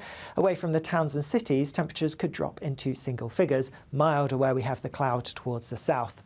That cloud in the south then could spill a bit further northwards as we go through Sunday, so across the Midlands, central parts of Wales, could see a bit of cloud for a time, and across southern areas we're likely to see that cloud breaking up as we go through the afternoon. And across northern parts it's actually looking largely sunny through much of the day, and with that it's going to be warmer than today. Highs of around 28 or 29 Celsius in the southeast and low 20s further north. Bye-bye. That warm feeling inside from Boxed Boilers, sponsors of weather on GB News. Well, we're in the final 3 weeks now of our £30,000 Great British Giveaway. There's still plenty of time to get your entry in, and then you can sort of dream about what you do with all that extra cash. Here's how you could win it. Celebrate a spectacular summer with your chance to win an incredible £30,000 in tax-free cash in our Great British Giveaway. It's the biggest prize of the year so far, and it's totally tax-free. What would you spend that on? Luxury holidays, a new car, or just put it away for a rainy day? Whatever you do with £30,000 in tax-free cash, make sure you don't miss out on a chance to make it yours. For another chance to win £30,000 in tax-free cash, text CASH to 63232. Text costs £2 plus one standard network rate message. You can enter online at gbnews.com/win. Entries cost £2, or post your name and number to GB07 PO Box 8690 Derby DE1 9TT. UK only. Entrance must be 18 or over. Lines close at 5 p.m. on the 30th of August. Please check the closing time if listening or watching on demand. Good luck. Still to come, we're going to be hearing about new evidence that is apparently showing that errors are still being made with some state pensions. We'll tell you more in a minute.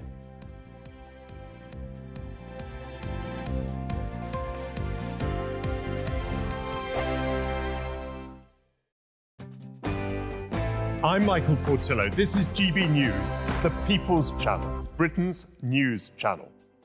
This is GB News, Britain's news channel. You'll relate to this one. We've all been there, haven't we? Tensions high in the car as you head off on the latest adventure or holiday during the summer break. Now, with the average family set to spend about 3.5 hours a week together in the car driving on the roads during the holidays, new research has shown that our relationships could be tested to the limit. Yes, figures show that 21% are having arguments for simple things like the driver going the wrong way, which we were saying is not actually very simple. That's very serious. I was going to say that. I'm surprised it's just 21%. Yeah. If I was going the wrong way down the road, would. You'd know about You'd it. hear from me. A further 20% squabbling over how their partner drives, yes, and 25% admitting to being more prone to rowing when their kids are misbehaving. It's a lot to deal with, isn't it? Fair enough. Well, we're joined now by dating and relationship coach and author Persia Lawson. Good to see you this morning, Persia. What is it about being in a car that just makes things so tense? Well, I think it's probably quite obvious, isn't it? It's the fact that we are in a confined space, we can't go anywhere, and it can just really create so much tension and stress, especially if you and your other half or a family member, whoever you're in the car with, are going through a little bit of a tricky time. And if it's really hot outside, that doesn't help either. So inevitably, it creates a lot of irritation and bickering, I would say, from my experience. And what is it about children? If you add children into the mix, it just makes things very, very difficult, doesn't it? Well, yeah, because there's a lot of, are we there yet? Yeah. Kicking the back seat and just squabbles, kicking the siblings. So adding children into the mix is just going to turn the heat up on that tension. GB News, the People's Channel. Hi there, I'm Michelle Dewberry, and I'm going to take a second to tell you all about my show, Dubes & Co. We start off with the issues of the day. We then bring in both sides of the arguments. We get rid of the disrespect, and then you throw me into the mix. And trust me, I'll tell it exactly how it is. And then, of course, the magic ingredient, you at home. We mix it all together, and what have we got? In my opinion, the best debate show in town. Monday to Friday, 6 till 7 on GB News, Britain's news channel.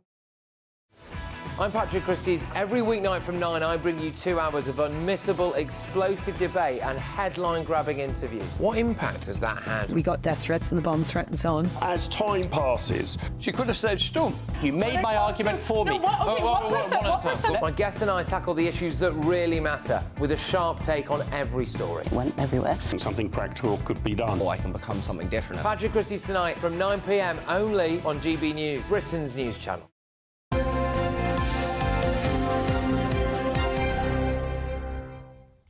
Now, pensions, we were talking about them a bit earlier, private pensions, whether they're realistic anymore, and state pensions, are they going to exist in the future? And there's always been problems with pensions, haven't there? I'm one of those, what do you call them? Waspies. I'm a waspie, yeah, very mizzed about my pension. But new evidence has shown that errors are still being made with some state pensions. That's according to a former pensions minister, Sir Steve Webb. He says he's been contacted by multiple people who haven't received any state pensions since they retired and were told they weren't entitled to one. Well, the Department for Work and Pensions has been on a correction exercise since 2021 to try to fix the previous errors for certain groups of people, including widows and widowers. Let's talk to business and finance broadcaster Michael Wilson. Morning, Michael. What's going on?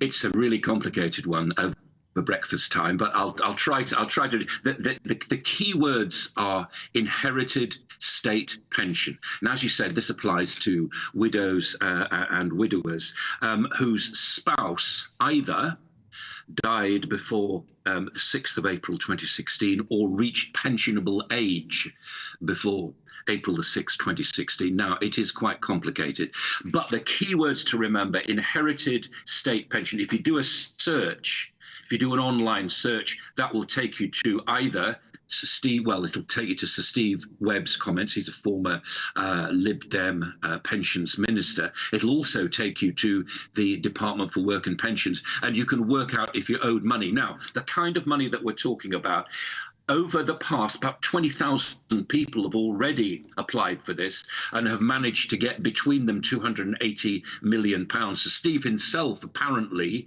has contacted DWP about 4 lots of people, and they have this can mean as much as £2,000 a year, and over a sort of general retirement, can get up to about £40,000. So it is really worth going through. It is complicated, and it is even more complicated if you've had a company pension scheme, i.e. something in addition to the state pension scheme. But the way to, I think, to navigate through this is to keep those 3 words in your head. Inherited state pension. If you go to that, then it should be. It'll be relatively complicated, but those are the key words to keep going with. It's immensely complicated, but unfortunately, that is the way of reclaiming state money. And is it up to you to have to claim it, to point out their problem? Yeah.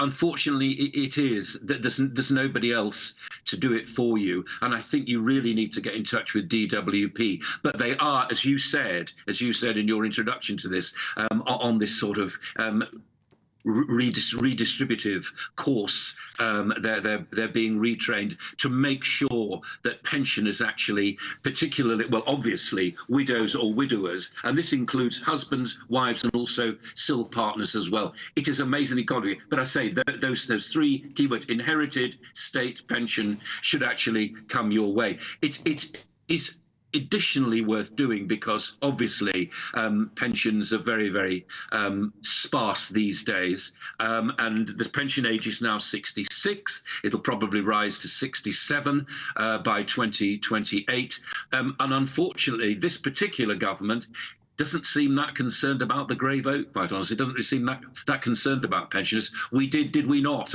An item only a couple of weeks ago, how more and more pensioners, because of the way that the taxation bands have not been updated to take into account inflation, are actually finding more of their income becomes taxable income. So the whole thing is sort of loaded against pensioners. So anything that they can actually claim, and unfortunately, they have to navigate through this. I mean, there will be financial advisors who will help you through. I can't name them, but there will be. But I think, first of all, just take a look at the DWP page and see what you make of it. Yeah, OK. Michael, thank you. I mean, they'll help you through it, financial advisors, but for a fee. Well, if it's that complicated, you might need the help. Yeah. Right, we've got Aidan with all the sport from here and the Olympics, actually, coming up in just a minute.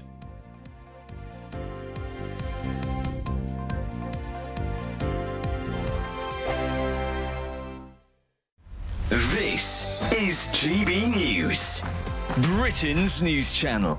This is a big old headache because we talk a lot about GP appointments, don't we? But certainly almost everyone I know struggles to see a dentist when they need one. Yes. You know the best time to go to a dentist? When? 2:30.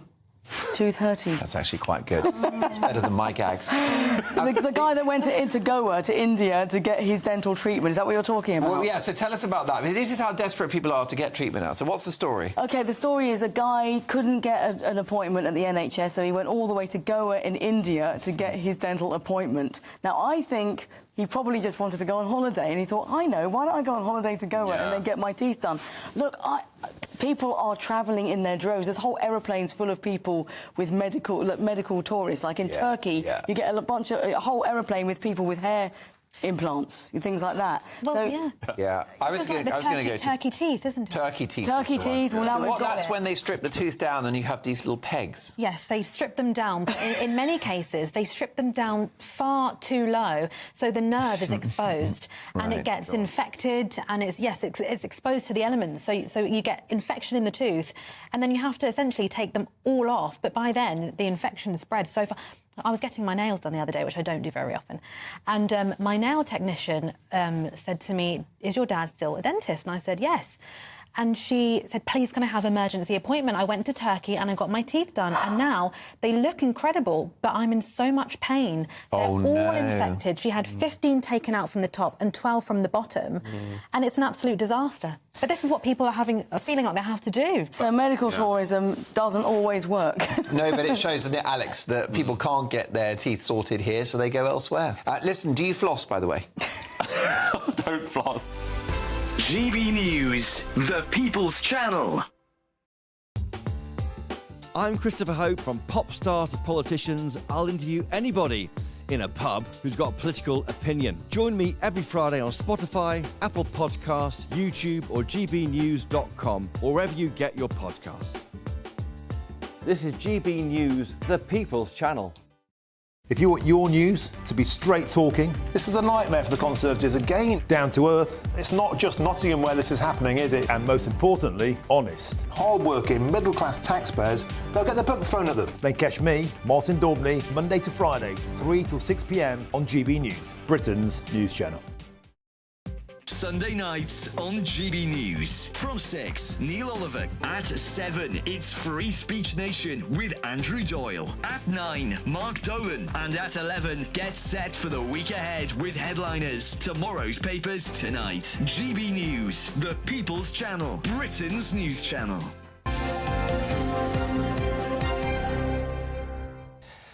Aidan's here with the sport. Good morning. Good morning to you both. Let's talk about the great KJT. Why not? It was a great day in general, actually, Anne, for Team GB. 6 medals in total, I think. Silver for Katarina Johnson-Thompson.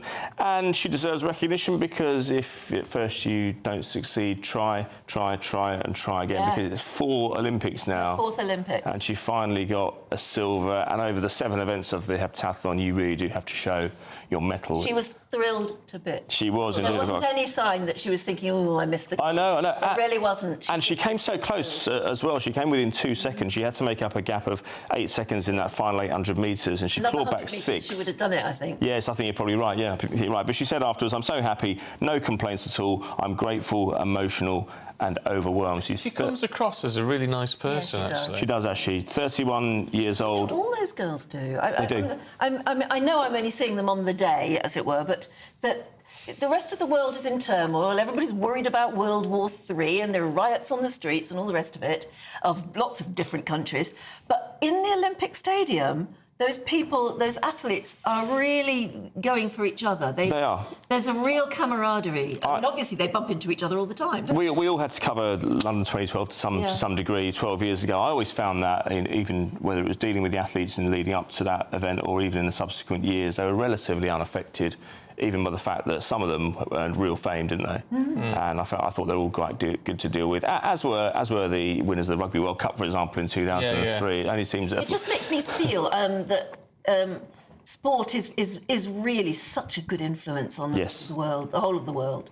Even those of us who just sit in our armchairs and watch it, and I think, why didn't I take up something like that? There are some economists who believe that the success around London 2012 actually helped drag us out of that nasty recession we had around about the time. Do you remember that? I can believe it. Especially with the regeneration around East London. It's been a tremendous boost for Paris. It has. For France generally. I really think it has. We got silver as well in the 4x100 metre relay for the girls. Dean Asher-Smith among the handover wasn't perfect between Darren Nater and Amy Hunt, but they got over the line anyway, and silver's very creditable. I was sitting in a cafe yesterday in Bromley, and there was a picture of Dean Asher-Smith's shirt up in a frame with a couple of other artefacts. And I was thinking, I must check where she's from. I was sitting in her home club where she trained in Bromley. She went to the same school as your favourite tennis player,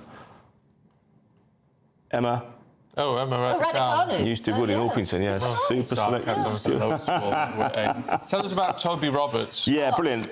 Go on, Anne. Well, this has just been fantastic. I thought rock climbing, watching it, would be really boring. Yeah. And it turns out to be actually one of the best spectator sports there is. It's called the boulder and lead, this particular part of climbing. He's 19 years old, Toby Roberts. He won gold, and he won it because, I don't think he believed he was in contention for gold, and there was a huge mishap by the Japanese contender Serato and Raku, who just slipped his hand, I think it was. I think he was only 3 moves from the end. So everyone needs a little bit of luck, don't they, when they're at elite competition. He's sort of generally considered to be the best in the world. Yes, absolutely. Yeah, he's. I think he won silver, I think, in the Worlds and then last suddenly year. he fell. I mean, that's the other thing about it. It's dramatic. When they fall, they fall. Well, people forget that there are nerves involved here as well. You know, we've seen that in sport many times when competitors have got right to the end. They're upside down and they're dangling like spiders from the ceiling. His dad actually built a rock climbing ensemble in his back garden during COVID.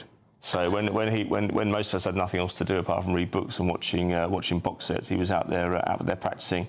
And he said, I don't know if it's the right thing to say or not, but he said, I'm going to party and get very, very drunk. Well, so I assume we did that. so. I suppose so, yeah, I know. But we don't want to encourage too much drinking on the show, do we? Meanwhile, of course, there's still the ongoing controversy in the boxing ring, is there not? Yeah, I know. I mean, I hope this is resolved. She's a gold medalist. Yeah, Iman Khalif winning last night. Now, I just think the debate is something... Ideally, you want to have it maybe in the next few weeks, but it's going to rumble on right from now, isn't it? And until the IBA disclose how they arrived at their conclusion that she couldn't compete at the Worlds last 2 years ago, they haven't told us, and it doesn't play out well because they were the ones who raised this issue in the first place. And the second point is that they've already had the microscope shone on them because of some faulty judging, you know, some very... I mean, that's been a feature of the Paris Games anyway, with the boxing. Some of the judging has been a little bit circumspect, a little bit, not circumspect, but, well, that's a word you could use, but it's a little bit, so we say, dodgy. Some of the outcomes haven't been as we would expect it. It's difficult to score a 3-round boxing fight, but, you know, it is what it is. So unless they come out and say exactly how they arrived at that conclusion, I think this is going to rumble on again and again. And, you know, look, I mean, she's won a gold. She's won a gold, and I don't think now this isn't good for her. It isn't good for her opponent. It's not good for the sport. It's not good for the Olympics because it's made its way onto our list for all the wrong reasons. Yes, that's right. Yeah. Because we wouldn't normally be mentioning an Algerian gold medalist with the greatest of respect. Yeah. Right, Aidan, thank you very much indeed. More to come later. Yes, look forward to it. In the meantime, we've got lots more still to come, including the papers with Steph and Candice.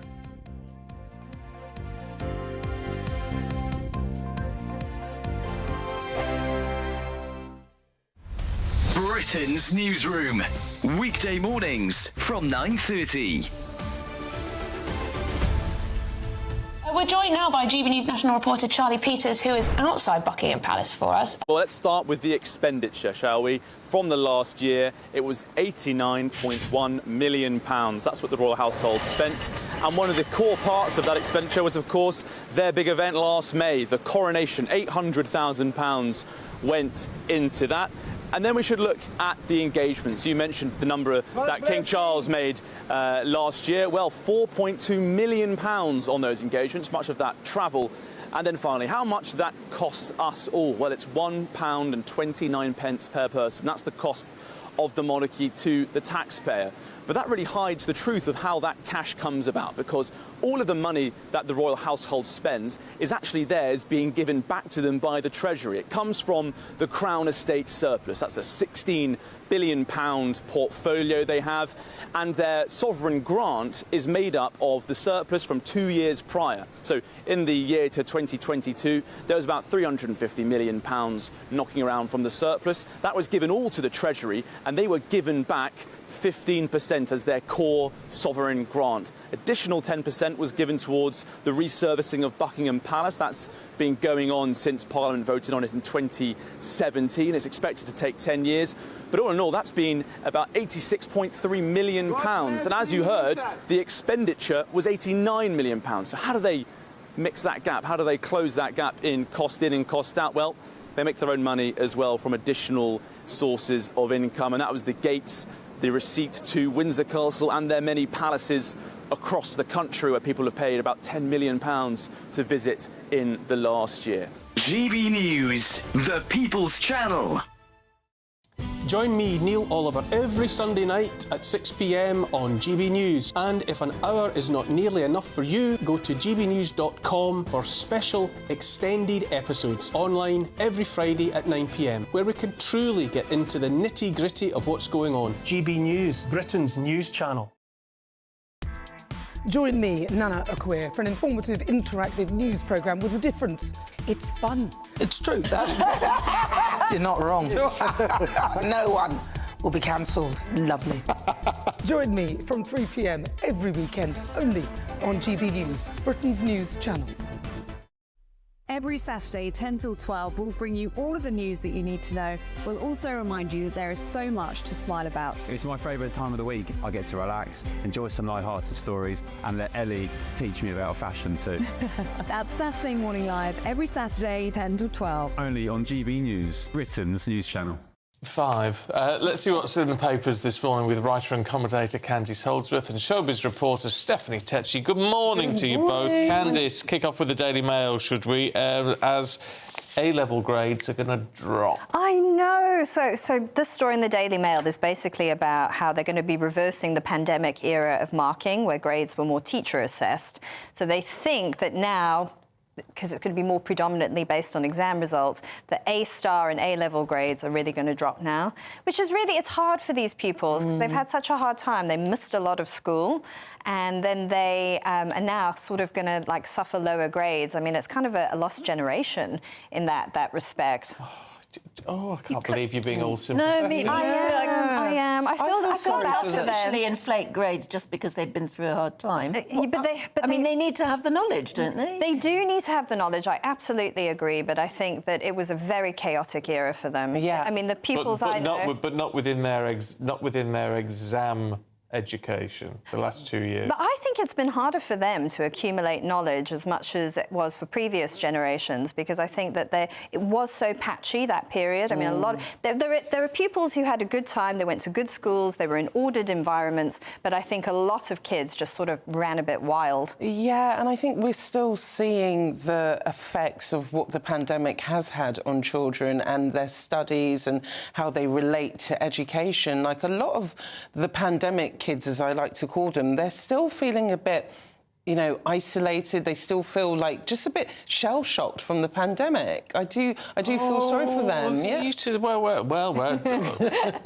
surrounded by wokeism either side. No, Softy millennials. I just sort of think you've got to crack on with it now at some point. That's what I think. Yeah. They're just going to get on with stuff. Yeah, at some point. But they're dropping the ologies. Yeah, so that's another interesting thing as well. So they're seeing a drop in kids doing psychology and sociology, and they're opting more for maths and physics. Oh, well, that's good. But I think it's fed through now that these subjects are interesting and they're fun to do, but you don't necessarily have good employment prospects from them. I mean, with psychology, you pretty much have to pursue it to PhD level to really get anything out of it. And sociology, I think that's just becoming a bit less fashionable. Oh, I did sociology. I loved it. Yeah, it is interesting. It's an interesting subject. It really is. But, I mean, not as many people do it anymore. No. Too much. Steph, in the Express this morning, we talked Strictly. Yeah, well... Because, I mean, no surprise, I guess, that all the pros are having to be taught how to not bully. I do feel this is a bit ridiculous, to be honest. I think most human beings know how not to bully someone. If you are going to be a bully, you will bully someone. But I guess it's like what we were talking about before about Hugh Edwards. The BBC have to be seen to be doing something. It ticks a box, doesn't it? It does. We've sent them all on anti-bullying courses. Yeah, and of course, you know, in their defence, some dancers have had their careers destroyed by this, so I don't think any of the dancers would want to go into a series knowing that they've been teamed up with a celebrity who then, a couple of months, is going to say, you bullied me. So I guess if everybody's on the same page, it could be a new slate for Strictly Come Dancing. But I guess it's like anybody in the workplace, when you feel like you're going to be having to act a certain way and you can't be yourself, it feels quite stifling in a way. So it could either be a good thing for the show, or it could be to the detriment of the chemistry that we see between the dancers and the celebrities. It's bound to have an effect there, isn't it? Yeah. I mean, because the pros are going to be very wary of anything they do, and they have to be tough. Because they've got to get results within just a few weeks. Yes. And I think viewers now, we're all going to be watching with like an eagle-eyed perspective, looking out for little things when we're watching a new series where Strictly isn't supposed to be that. It's supposed to be fun and light-hearted. Do you know what?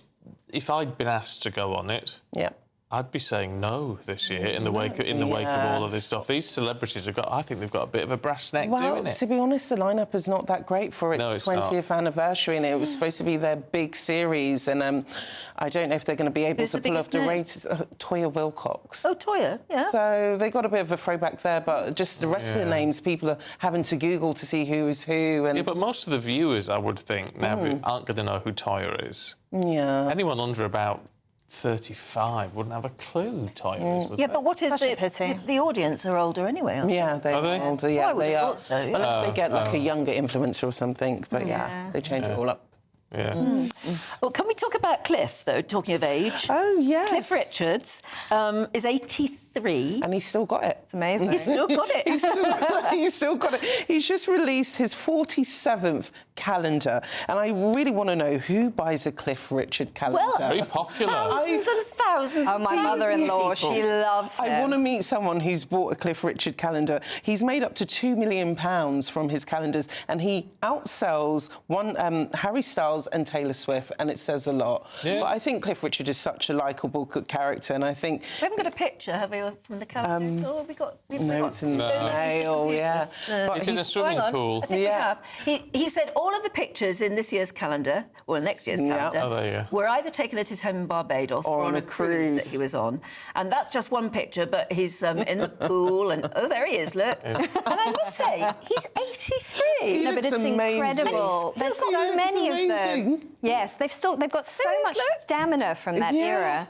Oh, And he's never touched hair dye in his life. I just think, no. No. Oh, come on, you give him pull a in my break. leg. No, I love Cliff Richard.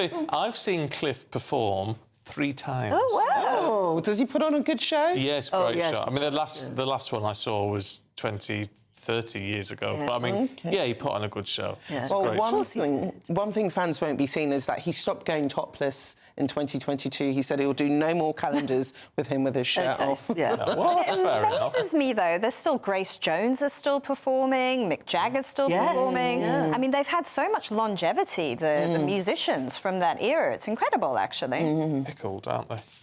Well, we've got they now, still do it. Candice, would you share your bubble bath with a Labradoodle?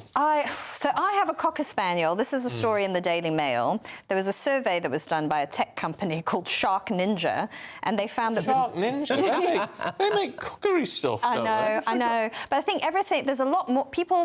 People spend a lot more on their pets now, and they spend a lot more time with their pets, and they have a closer relationship with their pets than they ever have before. And in this survey, they found that people let their pets bath with them, they let them lick their plate clean, they let them lick their mouths, they let them sleep in their beds. I don't mind sleeping in bed. I don't mind that, because I let my dog do that, but I would never bath with her, because, I mean, she does disgusting, mucky stuff in the park. Why would you want to bath with your dog? it just doesn't make sense. Take them for walks, hug them if you need to, but actually getting in a bath with your dog. You haven't had a bath. No, it's disgusting. Again, I want to meet someone. No, I've never bathed with the dog. You don't shower with it? Yes, we do shower with the dog. We do shower, but the dog... Well, you've got to be in the shower with the dog. He's not going to soap himself down. Well, that's true. And he does love a shower. He can't wait to get in the shower. I've never tried to put my dog in the shower, No, mine would go actually. near the shower. She thinks it's like the... Oh, he has got a picture. Yeah, he has got a nice of the pic. dog in the bath. I had to convince my 2-year-old to go into the shower. He didn't want to go in. And then when he did, he absolutely they're loved it. wonderful, Yeah. And they're so cute when they're in the shower. Oh, my goodness. Like, I You loved won't it. get my dog anywhere near the shower. He thinks that's a torture chamber. It's not intended for her. How do you wash her then? Well, I have to force her into a bathtub. So you get in with her? Is it not easy just to get in with her? Well, I do end up as wet as her, but no, I wouldn't get in. Oh, no. Do you know where she's been? I know, fox poo and all that stuff. There you Would you go. bath with your dog? Let us know. Yeah, all right, thank you both. See you a little bit later on. Time for the weather for you this morning with Alex Burkill. That warm feeling inside from Boxed Boilers, sponsors of weather on GB News. Good morning. Coming to you from the Met Office, here's your latest GB News weather update.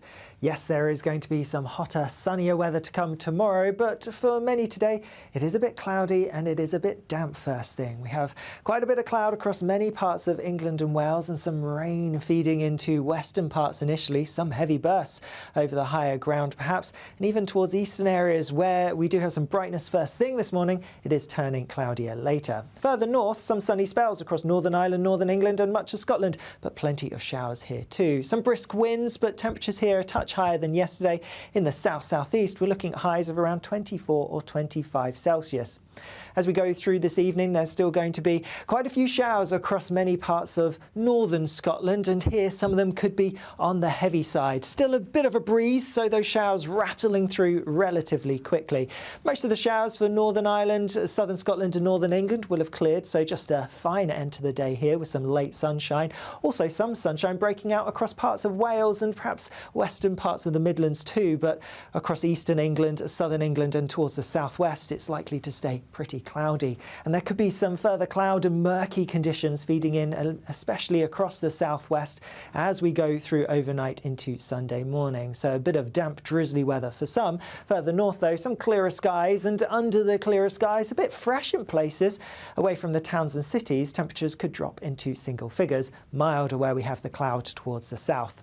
That cloud in the south then could spill a bit further northwards as we go through Sunday, so across the Midlands, central parts of Wales, could see a bit of cloud for a time, and across southern areas we're likely to see that cloud breaking up as we go through the afternoon. And across northern parts it's actually looking largely sunny through much of the day, and with that it's going to be warmer than today. Highs of around 28 or 29 Celsius in the southeast and low 20s further north. Bye-bye. A brighter outlook with Box Solar, sponsors of weather on GB News.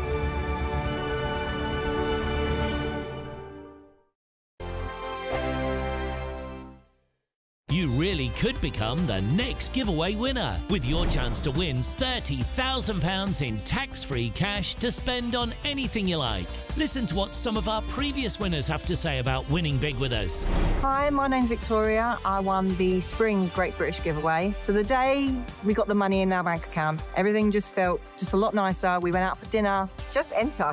And you never expect to win, but I did. Get your entry in now. For another chance to win £30,000 in tax-free cash, text CASH to 63232. Text costs £2 plus one standard network rate message. You can enter online at gbnews.com/win. Entries cost £2. Or post your name and number to GB07, PO Box 8690, Derby, DE1 9TT.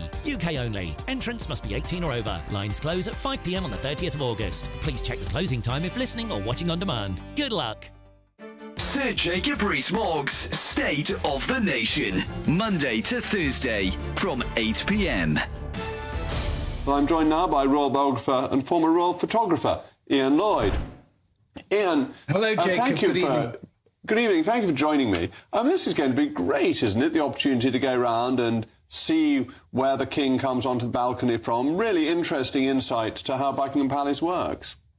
It's exciting. I went yesterday, there was a press preview, and the thing that struck me first of all is that if you're the King and or the late Queen and you're on the balcony, you can't see the Mall. I mean, we all see people coming down from the top, you know, thousands of people crowding in towards Buckingham Palace.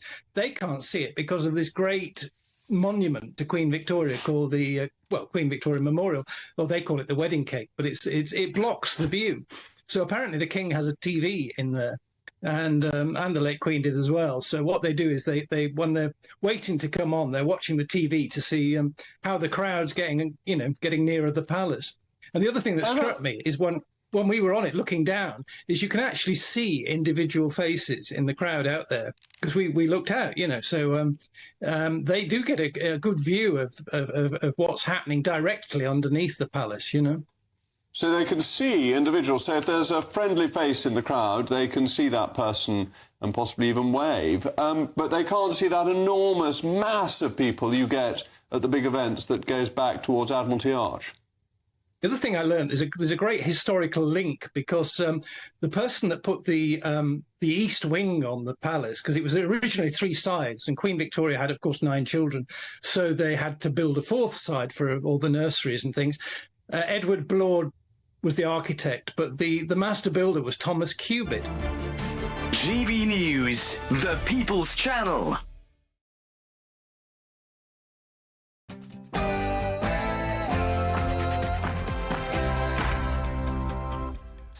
Good morning to you. The King's call for unity. King Charles has praised the way community spirit and compassion have countered the aggression and criminality on display during the riots. He added his heartfelt thanks to the police and emergency services for all they're doing to restore peace.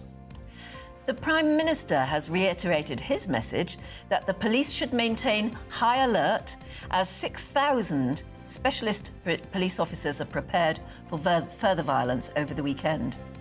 Also today, stranded in space, NASA's astronauts face life-altering changes to their bodies due to having to stay longer, much longer on the International Space Station due to Boeing's faulty Starliner craft. In the US, Kamala Harris addresses packed crowds in Phoenix, and President Trump speaks to masses in Montana as the campaign trail continues. Should we get cash for having kids? A new report suggests the cost of parenthood is prohibiting couples from having as many children, so we're debating whether they should be paid for the privilege. Morning, it was a bumper day for Team GB in Paris, where finally there was an Olympic medal for Katarina Johnson-Thompson, the fourth time of asking in football. England appointed interim successor to Gareth Southgate, and we look ahead to an all-Manchester Community Shield at Wembley this afternoon. Just gone 8 o'clock. I'm Stephen Dixon. And I'm Anne Diamond, and this is GB News Breakfast.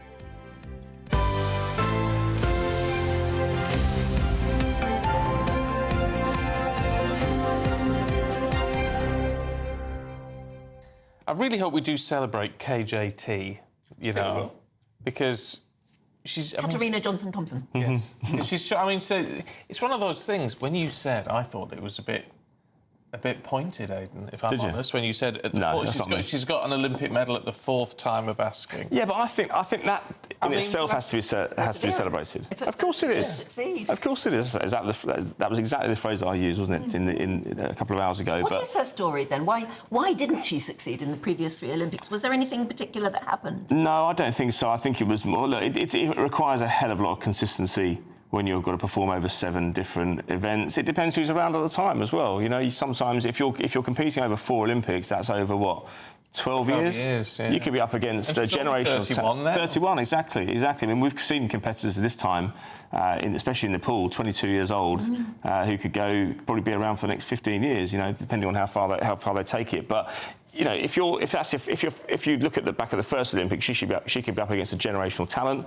She could be up against somebody next time around who has just peaked at the right time. There are so many variables affecting one's success in sport, and when it's an event which is featured, well, has features of so many different disciplines, it asks a great deal. It's absolutely incredible that you could be at Olympic standard at 7 different things. Yes, I know, and very varied as well. And what I love as well about the Olympics, go on, is that the lovely human stories it throws up. You were telling us about the climber who, during COVID, his dad built him climbing frames in the garden. And there was another story of a runner who only took up running. She was a lawyer, I think. Yes. And because she had nothing to do during lockdown. I was at school with her. I sat next to her at school. Really? Yeah, Georgia Bell. Did you really? Yeah. Sorry. So this is what's her very excited about this. Georgia Bell. That's it. Yeah, she ran at school and she was absolutely unbelievable. She was like school champion, and then she completely gave it up for her entire 20s.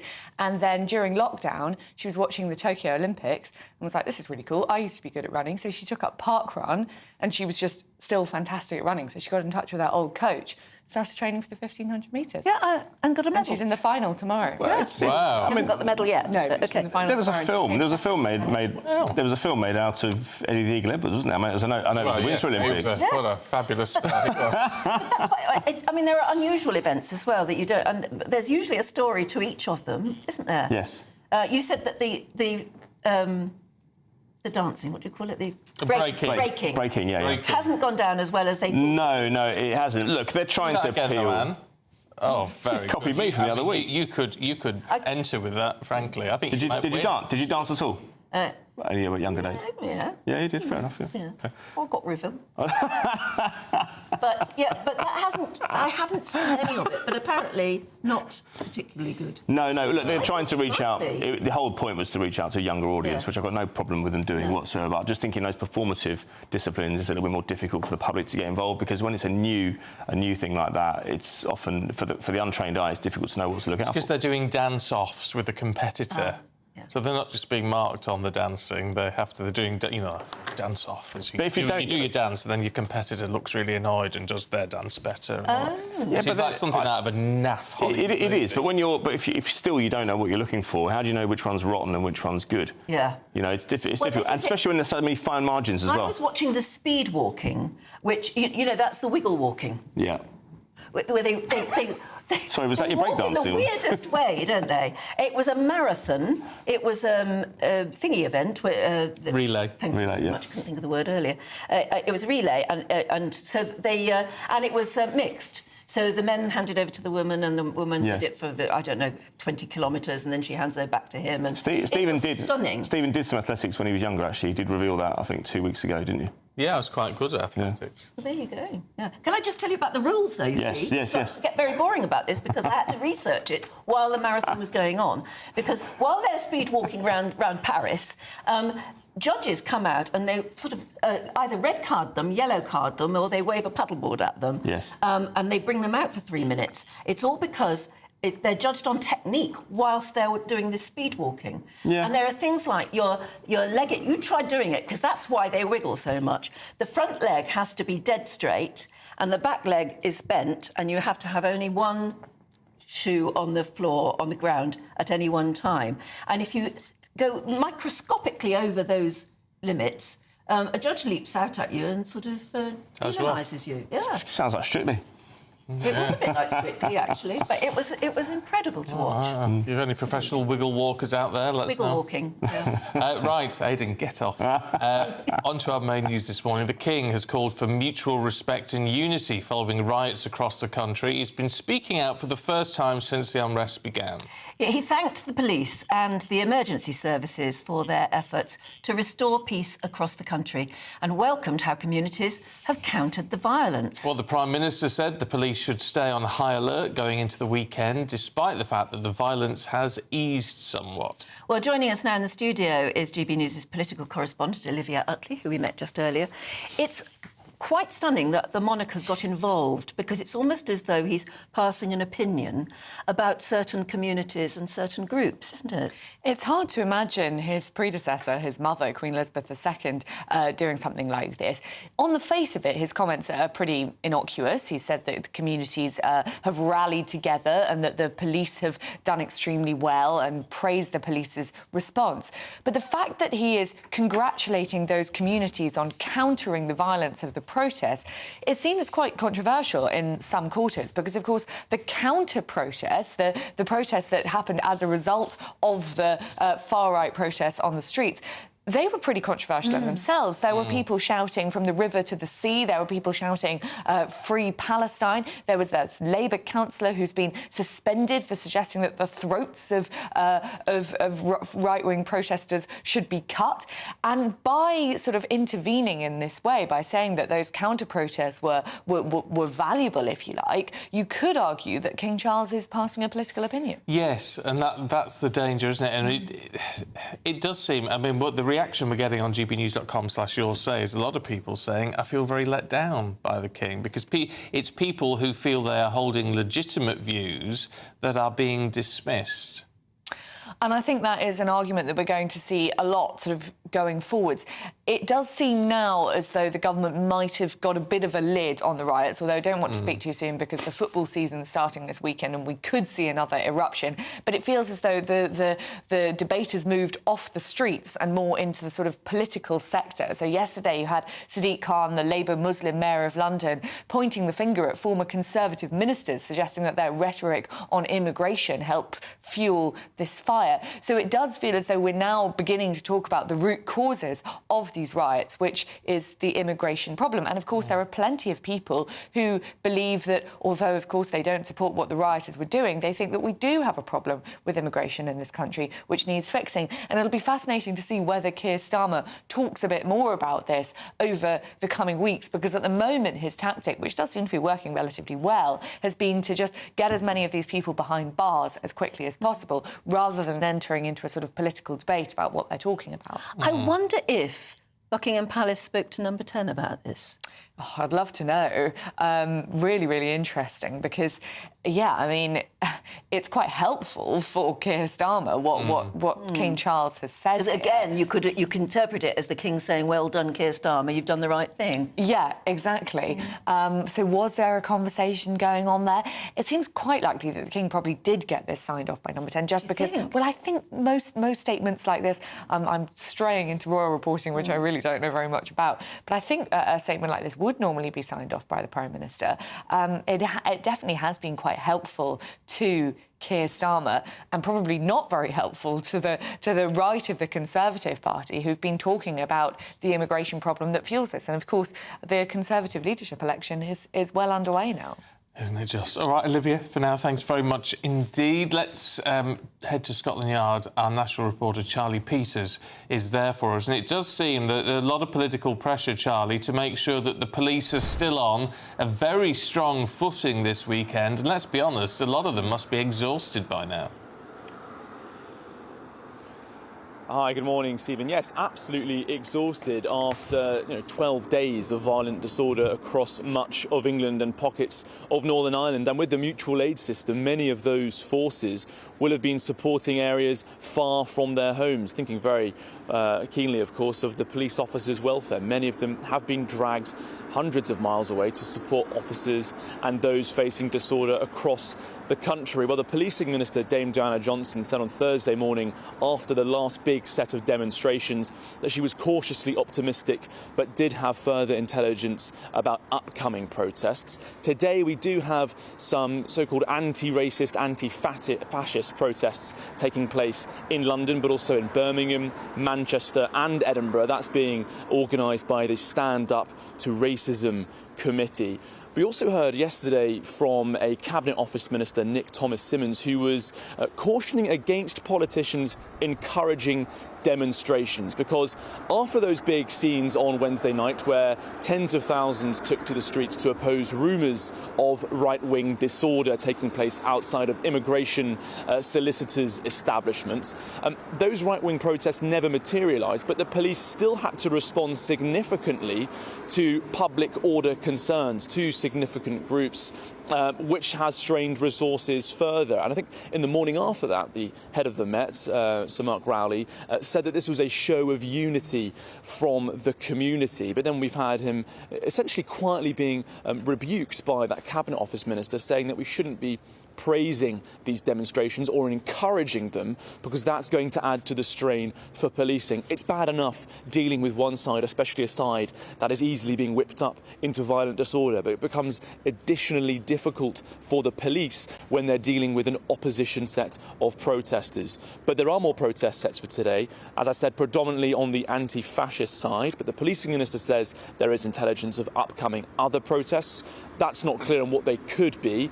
At the same time, the policing response and the legal response has been robust. Hundreds arrested, of those hundreds also charged, dozens receiving stiff prison sentences already. However, yesterday the Ministry of Justice did confirm that many of those recently sentenced for violent disorder or whipping up racial hatred online could be released early under a new scheme brought in by the government to free up prison spaces. Wow, that is amazing, isn't it? Charlie, thank you very much indeed. Yeah, it's just... I do think it's very odd that Sir Mark Rowley commended and almost seemed to encourage the anti-protest protests. Yes. When we see, it was even at one of those protests, of course, that we've seen this Labour councillor arrested and then charged for his saying the most comments. hateful things. Yeah. And then we do know, which has been reported, that some other protests, there was, from the river to the sea, anti-Semitic chanting going on at these as well. So the anti-protest protests aren't all, some of them may be peaceful, not all of them are. Well, even if they're peaceful, it's no good if you're chanting what is in effect hate stuff. And I know that's not the majority of people, it's the small minority, but that applies to the other side as well. It's the small minority creating the problems. But could you not argue as well that just turning out, even if you do nothing, just turning out now, you're part of the problem, because there's a tinderbox out there. Yeah. Yes, you've got the right. Of course, you've got the right to protest. But if you do at the moment, aren't you just sort of contributing to the unease? Yeah, well, maybe you are, but then don't you, if you want to have your voice heard, if you feel it's not being heard on whichever side of the argument you fall, but maybe now is not the time. Just while things are so heated. Well, I don't know. I don't know the answer to it, but...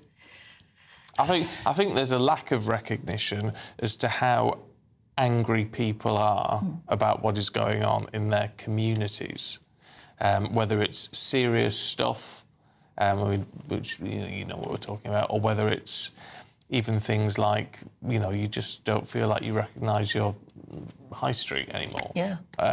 Which some may say, well, you've got to get used to all of that. Maybe we do.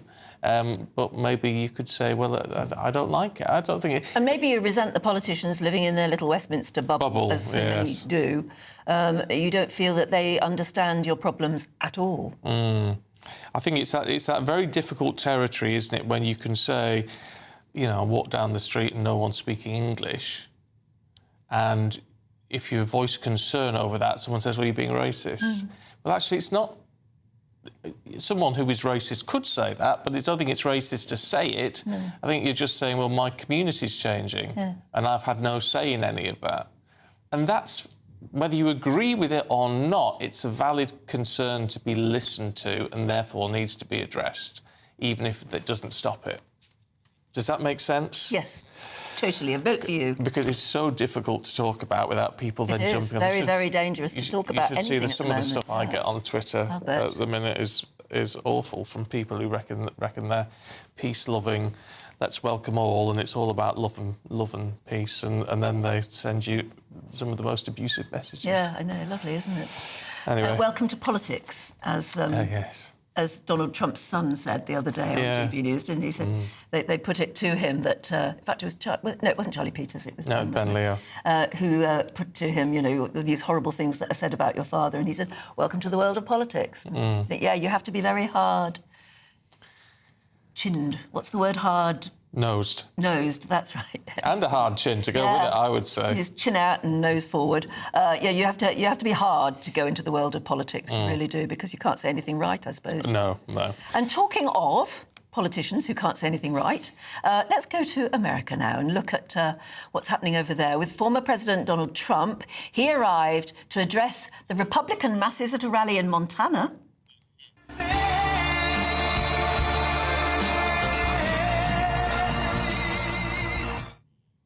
That's Bozeman, Montana. His plane was reportedly diverted to a different airport because of a mechanical issue. Despite his delay, he still had time to criticise Kamala Harris once again. Is grossly incompetent and, in my opinion, has a very low IQ. But we'll find out about her IQ during the debate, OK? Let's find out about her IQ. Very patronising, is it? I don't know. Over here, maybe we just have a different way of looking at politics. I just think if you want to criticise someone, fine, state your claim, make your point. But just saying someone's stupid, basically, just seems a bit base.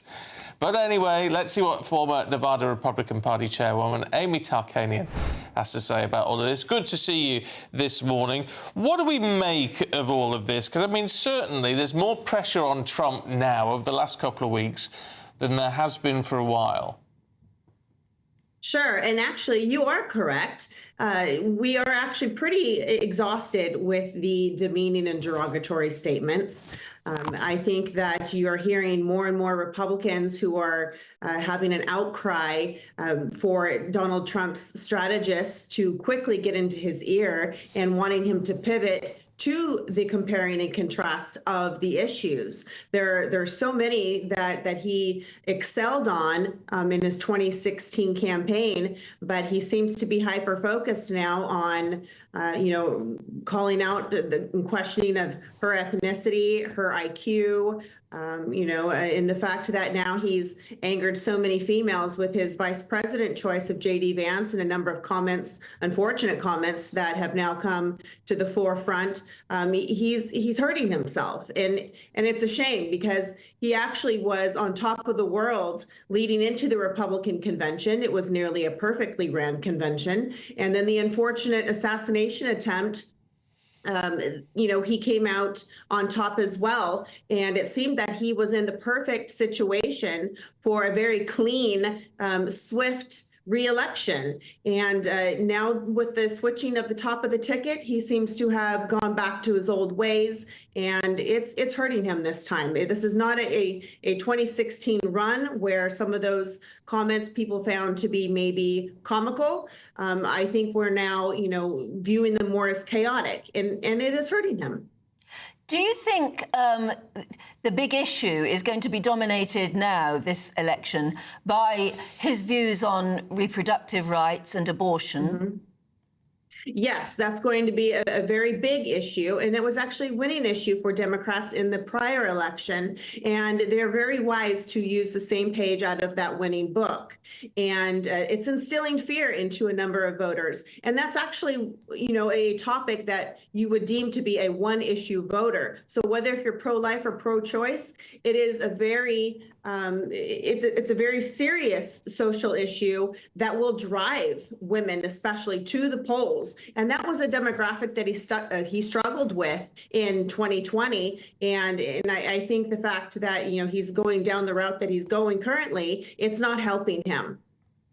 So go on. I was going to say, perhaps he's not reading that this is a different time. Right.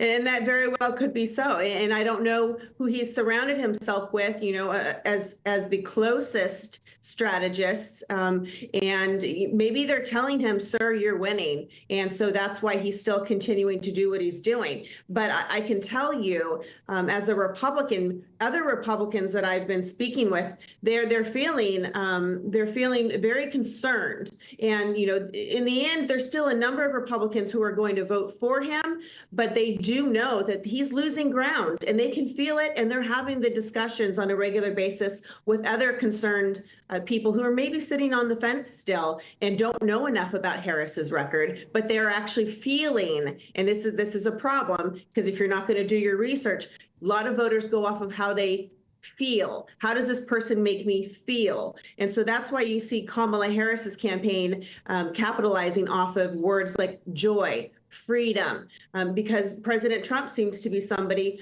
who is hyper-focused on his grievances, and he's very angry. Yeah, well, what do you make then of what Kamala Harris has been putting forward? One of our contributors earlier on was saying, people think she to them she's representing what they believe in without actually knowing what she is standing for. Right. Well, once again, it's because perception is reality, and it's an unfortunate saying, but it's a true one. And it goes without saying that you have most people out there who are worried about getting their families from point A to point B, worried about making sure that there's food being put on the table, making sure that your children have clean clothes. They're not sitting there breaking apart and breaking down. How did she vote when she was Attorney General of California? How did she stand on certain situations when she served in the Senate? Has she evolved? Has she changed her positions? Is she more progressive? Is she in the middle? People right now, I think, are just really struggling. And once again, how do they make you feel? Interesting. Just going to ask very briefly, as a Republican, are you still thinking, well, that's what I like, that's where my vote is going? Or are you thinking of, well, maybe not switching, but maybe abstaining this time round? Well, there's a lot of apathy because they have the phrase that has been coined when Biden was still considered to be the possible nominee, double haters. And those are people such as myself who were very unhappy with the rematch of the two gentlemen. And there are many, many of us who really want a fresh voice, want somebody brand new. And that's unfortunately, I'm not a supporter of Kamala's, but I'm also not a supporter of Trump. So I seem to be lost in translation and not quite sure what I'm going to do. And I do know that there are people out there who are going to leave the top of the ticket blank. Yeah, OK. Gosh. Really good to see you this morning, Amy. And there's plenty of people in your position over in this country as well at the time of the last election as well. That's pretty clear. Thanks very much indeed. Thank you. That's why such a lot is going to depend on the forthcoming debate. Yes, they will. To see what she's about, don't we? Interesting. Fancy homeless Republicans. Are there homeless Democrats out there as well? I mean, there will be. There will be, yeah. I think, yes, there are some people who are very disappointed in going for Kamala and wish they'd had more time to choose independently of the, Biden drama. Yeah. Oh, well. Right, let's see what the weather's doing for you today with Alex. A brighter outlook with Box Solar, sponsors of weather on GB News. Good morning. Coming to you from the Met Office, here's your latest GB News weather update. Yes, there is going to be some hotter, sunnier weather to come tomorrow, but for many today, it is a bit cloudy and it is a bit damp first thing. We have quite a bit of cloud across many parts of England and Wales and some rain feeding into western parts initially, some heavy bursts over the higher ground perhaps, and even towards eastern areas where we do have some brightness first thing this morning, it is turning cloudier later. Further north, some sunny spells across Northern Ireland, Northern England and much of Scotland, but plenty of showers here too. Some brisk winds, but temperatures here a touch higher than yesterday. In the south-southeast, we're looking at highs of around 24 or 25 Celsius. As we go through this evening, there's still going to be quite a few showers across many parts of northern Scotland, and here some of them could be on the heavy side. Still a bit of a breeze, so those showers rattling through relatively quickly. Most of the showers for Northern Ireland, southern Scotland and northern England will have cleared, so just a fine end to the day here with some late sunshine. Also some sunshine breaking out across parts of Wales and perhaps western parts of the Midlands too, but across eastern England, southern England and towards the southwest, it's likely to stay pretty cloudy. And there could be some further cloud and murky conditions feeding in, especially across the southwest as we go through overnight into Sunday morning. So a bit of damp, drizzly weather for some. Further north, though, some clearer skies, and under the clearer skies, a bit fresh in places. Away from the towns and cities, temperatures could drop into single figures, milder where we have the cloud towards the south.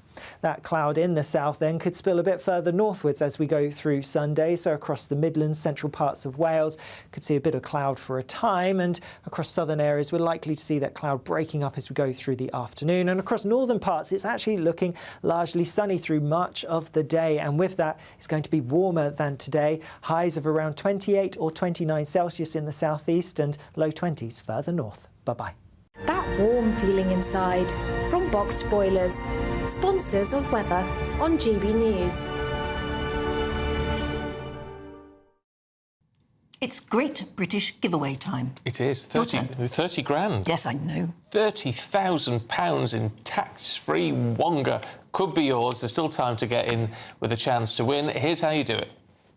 Celebrate a spectacular summer with your chance to win an incredible £30,000 in tax-free cash in our Great British Giveaway. It's the biggest prize of the year so far, and it's totally tax-free. What would you spend that on? Luxury holidays, a new car, or just put it away for a rainy day? Whatever you do with £30,000 in tax-free cash, make sure you don't miss out on the chance to make it yours. For another chance to win £30,000 in tax-free cash, text CASH to 63232. Text costs £2 plus one standard network rate message. You can enter online at gbnews.com/win. Entries cost £2. Or post your name and number to GB07 PO Box 8690 Derby DE1 9TT.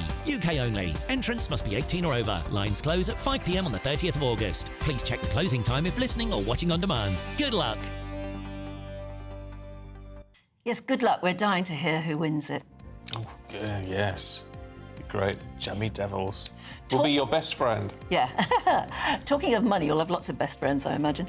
Talking of money, should parents, if they want to have children or they want to have more children, should they be encouraged by getting a £5,000 tax break? We'll be debating that next.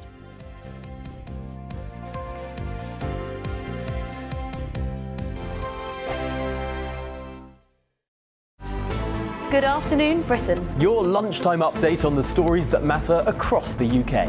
From breaking news and insightful analysis, inspiring stories and lively debates. Are you comparing yourself to a former Prime Minister? Which is it? Stay informed, stay updated, stay entertained. I just don't know how anyone would not want to be there. Every weekday from midday. We are Good Afternoon Britain, only on GB News. Britain's news channel.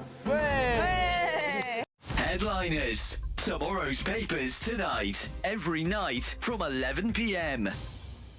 Bad news for Liberal mothers who want to score virtue points by transitioning their kids, Lewis. You know, tell us what it is. Is a California dad is granted full custody of 4-year-old son after boy's mom tried to raise the child non-binary. It's almost like cult-like behaviour. You've got the mother transitioning and then the transitioning the son as well. It's interesting that, you know, it's almost like a religion. You get, you know, if you're a Christian, your kids are probably going to be Christian. If you're, you know, Hindu, your kids are probably going to be Hindu. And if you're transgender, your kids are probably going to be transgender. There's absolutely a causation there. We see plenty of times in videos. This is exactly it. Like, and also we see the children of celebrities and people in particularly sort of liberal environments. It doesn't happen in some village in Indonesia or whatever. Yeah.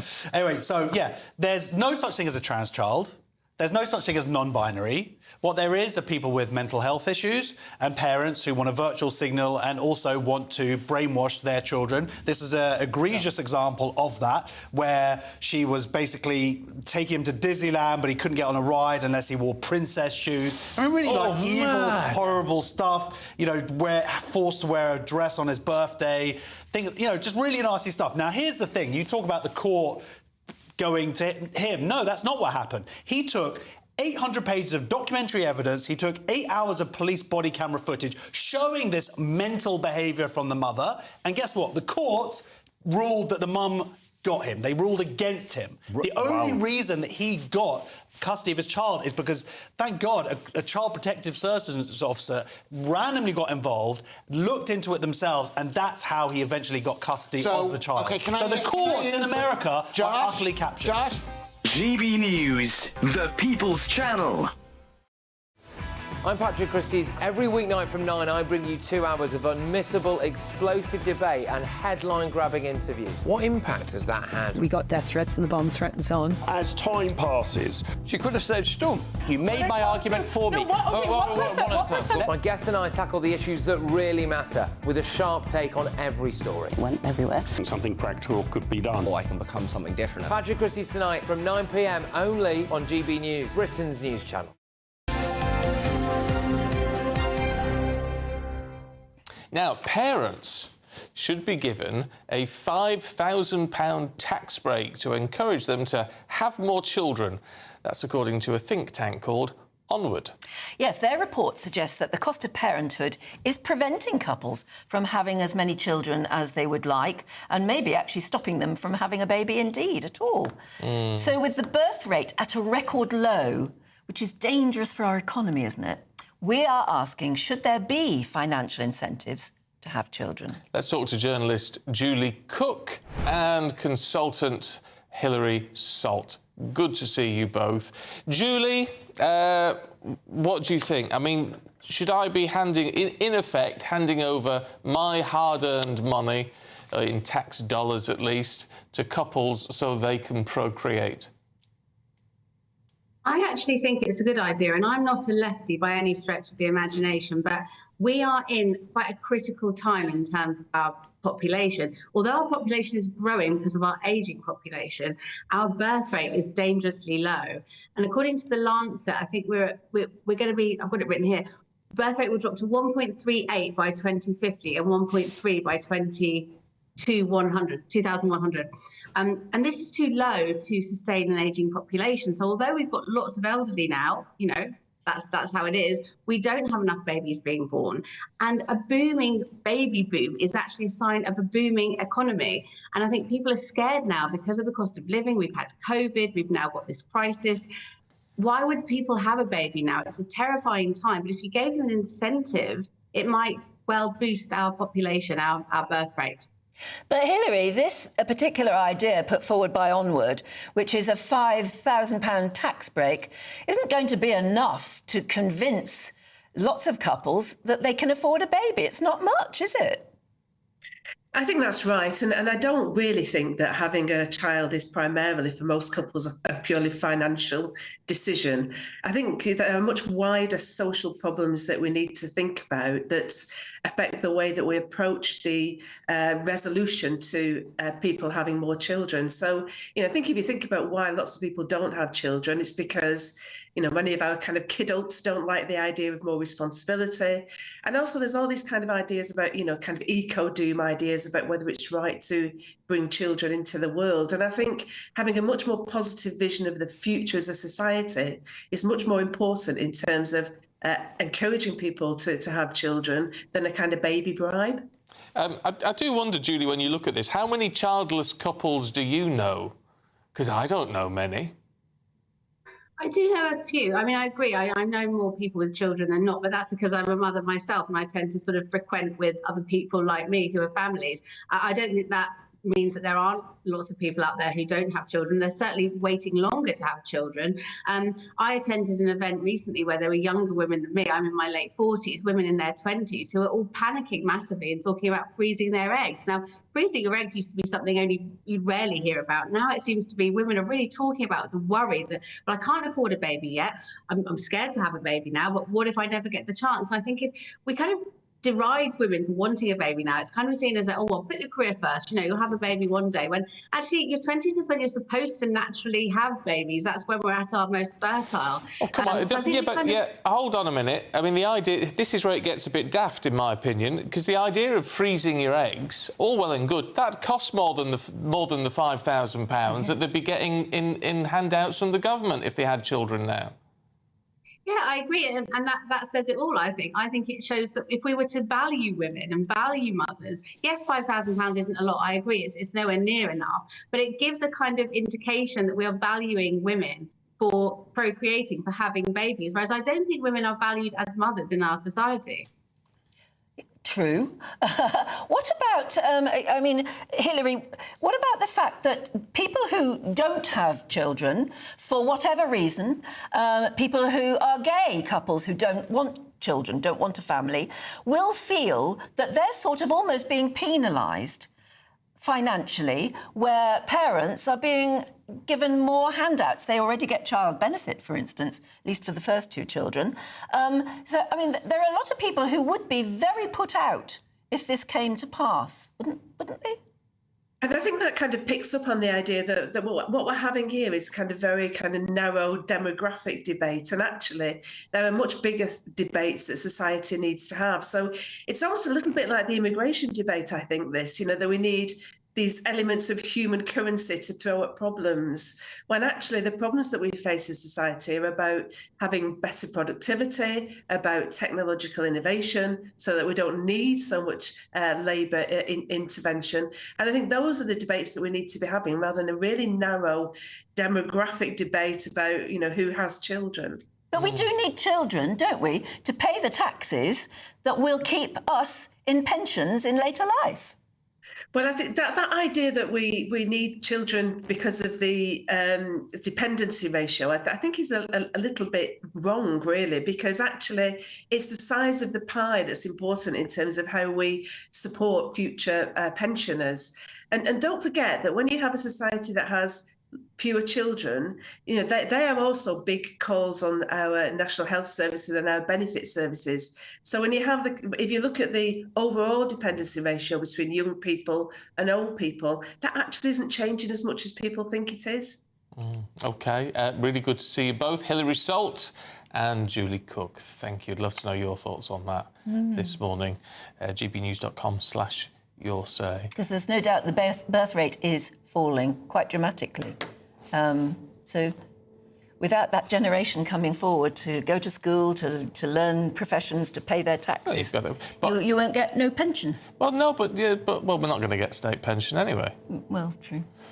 So I don't know. I was quite intrigued that Julie was talking about what it means to women rather than what it means to couples. Yes, I found that quite strange because it's families, isn't it? And families are good for society, we generally Yes, they are, but then you see, I don't know that many childless couples. They all have one or two, because that's what people do, isn't it? If they can, if they're capable of having children, then they have children. I think nature takes over, doesn't it? I think the natural urge to have children is very, very strong, even amongst those who decide not to. As I said yesterday, I do not want to be forking out my money so other people can procreate. Yeah, but those procreated children could well contribute to an economy that will keep you going in your older age. Yes, but I say I'm already paying child support, or for child support. Yeah, I see what you mean. I'm already paying. Something you should be I'm also for family allowance. Yeah. So I'm already contributing towards family allowance, and I'm contributing to any health problems they have, and I'm contributing towards their education and all these sort of things. And now they want me to contribute even more, even though I haven't got any children. But you're not being asked to pay more, they're just being given a tax break. Yes, but it means ultimately... I just think comes the out idea of a £5,000 tax break is just nonsensical when it comes to a decision to have a child. Yeah. Oh, they cost a lot more than £5,000. And then you've got all those... You've got plenty of people who have kids without ever thinking about the financial Well, they always consequences. say if you wait till you can afford it, you would never have a family. Yeah. Right, we're being yelled at because we're waffling. But Aidan McGee's got all the sport for you in just a minute.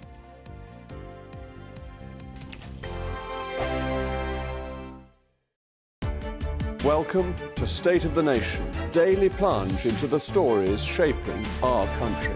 I'm Jacob Rees-Mogg, and Monday to Thursday we bring you the insights, the facts, the truth about how our country is being governed. Because what happens in Downing Street matters down your street. Tune in to State of the Nation every Monday to Thursday, 8 to 9 o'clock. Only on GB News, the People's Channel, Britain's news channel. If you want your news to be straight talking... This is a nightmare for the Conservatives again. Down to earth. It's not just Nottingham where this is happening, is it? And most importantly, honest. Hard-working, middle-class taxpayers, they'll get their book thrown at them. Then catch me, Martin Daubney, Monday to Friday, 3 till 6 p.m. on GB News, Britain's news channel. This is GB News, Britain's news channel. One local cricket team was made up entirely of one family. The Jollens. The Newmarket midweek seconds played Thurlow and Old Milgrenian seconds, captained by, here we go, James Jolland. He played alongside family members Henry, Freddie, George, Jack, Archie, Ryan, Brandon and Daniel. Even if slightly controversial, one of the umpires was a Jolland to Stephen the umpire. Yes, well, the Jolland family mostly live in Wickenbrook in Suffolk and have played for 4 years for Dullingham Village team before it merged with Newmarket. So that's the entire backstory. We're delighted to be joined now by Captain James Jolland and teammate and brother Nick Jolland. Really good to see you both this morning. This is incredible. How did you get the entire family involved in cricket? Well, we started the club about 3 years ago, and it was more friends and family. But then it had this opportunity of this week to get everyone involved, because everyone was back and they all played cricket, various levels, and the youngest being 12, George, and we're all available. So we thought 1 week we'd do the whole team. You booted the friends out for 1 week only? Yeah, they were very good about it. They come and watched. They supported us. How did the other team feel about having an umpire with related ties? Well, the captain of the Thurlow is one of our friends. We do know him, so he was fine with it, and there was no controversial decisions at all. I think it's a fantastic strategy. No, yeah. You could plant somebody. That's the way in a position of authority. It's a great idea. Oh, look, here's the scorecard we can see on the screen with all of your names on there. Some fantastic English names on there. How does it get between the family members? Is it very, very competitive between you all? As you get older, you work on that, don't you? And you keep that competitiveness out of it. And it's really to play with your sons. It's a great thing to do. Yeah, it's a lovely We've thing all to got do. sons in it. That's why we do it. GB News, the People's Channel. I'm Bev Turner. Thank you for joining us on GB News, the People's Channel, Britain's news channel.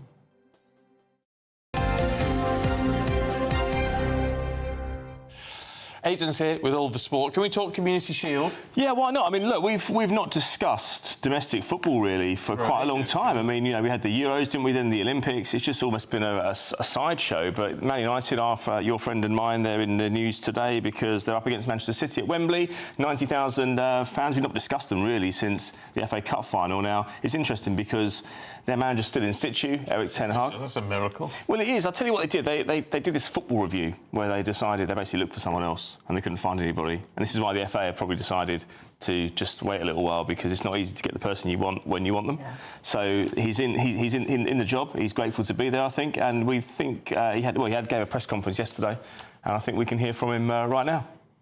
We always want to win, also in all the friendlies. And it's about the trophy, yeah. And so we will put out a team that is very competitive to win this trophy. But yeah, it's also pre-season, and yeah, we don't go into big risks with players. That's also, I think, normal approach into this game. We often call this the traditional curtain raiser. It's such a hackneyed phrase. In my previous job in the Style Guide, it was banned, so I'm reviving it here. But no, it's it's City against United, so it's always a big game. Yeah, it's going to be. And the Premier League starts next week. We saw the EFL starting this week as well. Due to my GB News commitments, I can't go and see my beloved QPR this afternoon. They quit.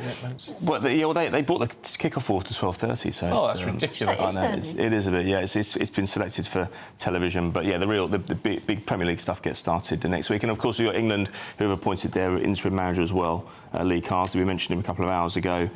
He's very young. Well, not really. I mean, he's 50, but he's very inexperienced.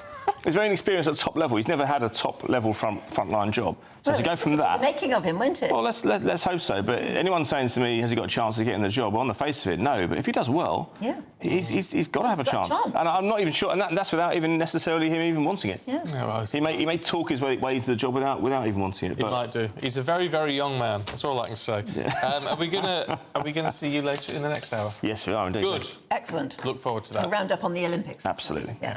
Okay. Right, we've got the papers heading your way in just a minute.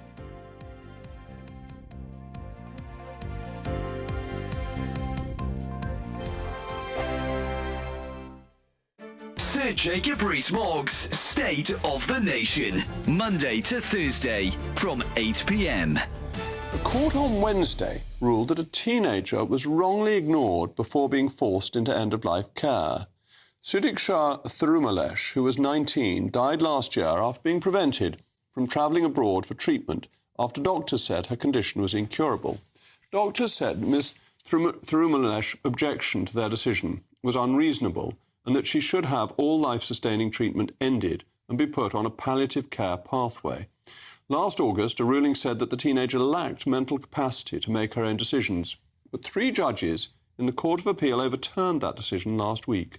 Lawyers said the move reaffirms the right of patients to disagree with their doctors. The teenager remained fully conscious while being treated by the University Hospitals Birmingham NHS Foundation Trust. Well, to discuss this tragic case, Sudiksha's father, Thirumalesh, and brother, Varshan, join me now. Thank you so much for joining me in these desperately sad circumstances. This is very important for other people who may find themselves in a similar position, that they will be able to make decisions about their own care with the support of their families, rather than the sometimes arrogance of the medical profession who think that they know best. So you must be, I hope, very reassured by this judgment that Sudiksha has achieved something for other people. Yes, definitely, because this arrogance transformed into cruelty towards my sister's care and ill treatment of the whole family. They think they are on the top of the hierarchical spectrum, and they treated us like we were on the bottom of the lower end of the chains, or rather as low class, but we ensured that our class remained. GB News, the People's Channel. Are the newspapers getting you down? My wife didn't divorce me that month. Struggling to separate the wheat from the chaff? I know that it's a bit of a circus at the best of times. Well, don't worry, Headliners has got you covered. We'll take the burden of reading the day's news, and if we get depressed, who cares? It's an occupational hazard, frankly. That's Headliners on GB News from 11 p.m. till midnight, and the following morning, 5 till 6 a.m. on GB News, the comedy channel. Nah, just kidding. Britain's news channel. Good afternoon, Britain. Your lunchtime update on the stories that matter across the UK. From breaking news and insightful analysis, inspiring stories and lively debates. You're comparing yourself to a former Prime Minister. Which is it? Stay informed, stay updated, stay entertained. I just don't know how anyone would not want to be there. Every weekday from midday. We are Good Afternoon Britain, only on GB News. Britain's news channel.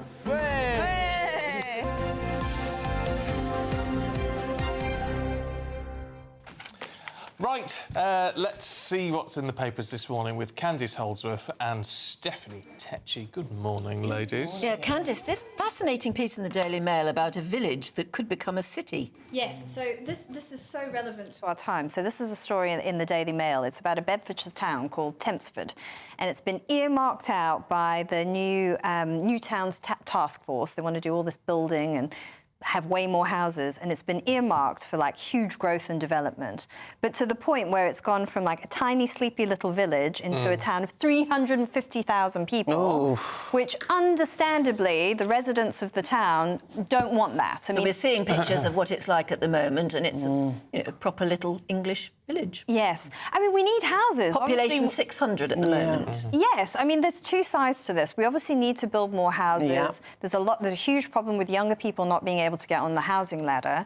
But you can totally understand the perspective of people who live in these sleepy little villages. I mean, that's going to transform it overnight. They must have earmarked it because it's got the right sort of roads, or it's capable of. Yeah, the infrastructure could be built easily there. And it's between London and Oxford and Cambridge, so they think it will link up all these places, basically. I hate to say it because it's for the people who live there. No, they're not going to be happy. And if it was my village, I wouldn't be happy and all the rest of it. But actually, these places do need to be built. New towns, when they've been built in this country over the last 50 years, have actually done very well. And we need them. We do need them. I'm sorry if you live The only there, thing is, I think that's what makes our country nice, those villages, those countryside places. It's totally different away from city life where it's just a total influx of people. And I think if we lose those characters, once we start with something like this, then it's going to start sprawling to so many different villages. Well, it depends how they build it as well. I mean, it's a bit. If you look at somewhere like Milton Keynes, which was based around, I think, 16 little villages, and those villages are still intact. And it's just... Yes, that village may well stay intact. It's just it will be a huge development. Yes. Sort of around it. If you do it intelligently, it can work. I mean, I kind of fall on both sides of this. I get it. I get why people oppose building in their areas because they don't think it will serve them well.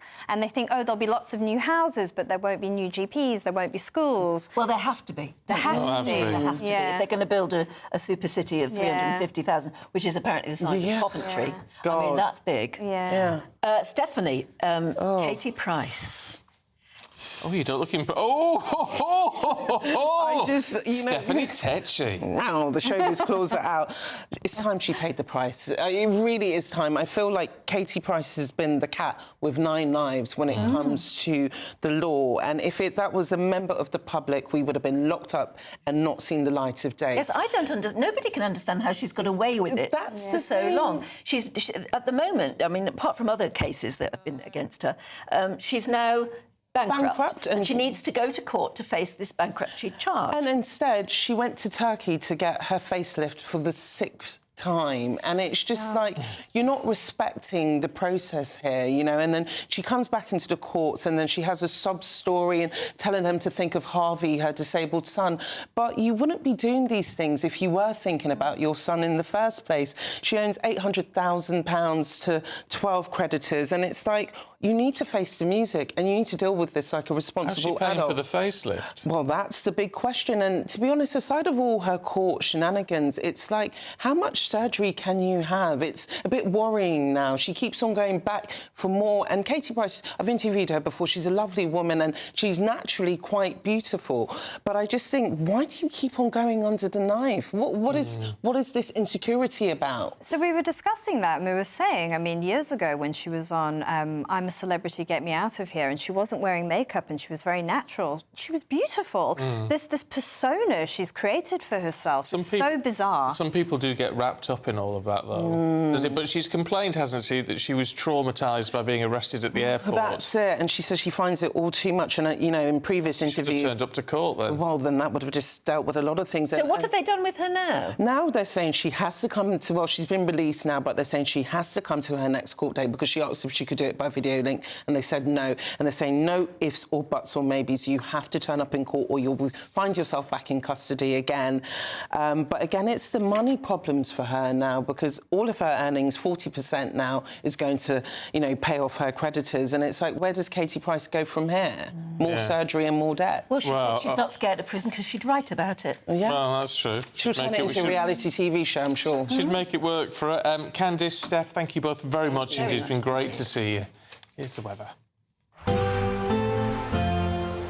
Looks like things are heating up. Boxed boilers, sponsors of weather on GB News.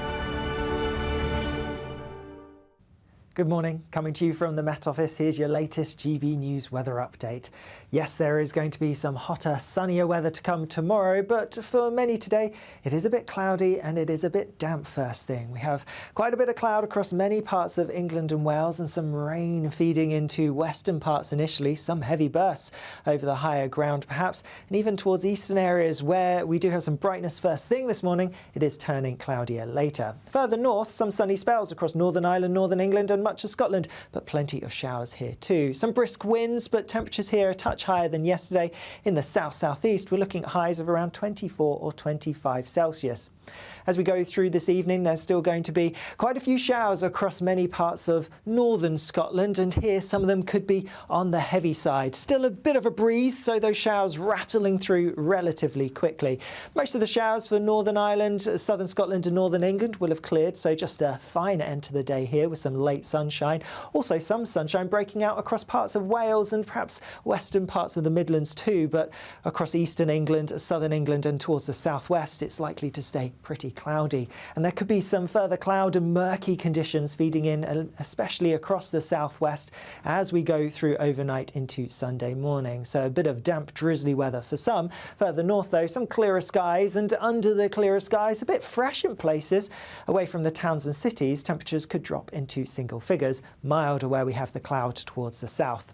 That cloud in the south then could spill a bit further northwards as we go through Sunday, so across the Midlands, central parts of Wales, could see a bit of cloud for a time, and across southern areas we're likely to see that cloud breaking up as we go through the afternoon. And across northern parts it's actually looking largely sunny through much of the day, and with that it's going to be warmer than today. Highs of around 28 or 29 Celsius in the southeast and low 20s further north. Bye-bye.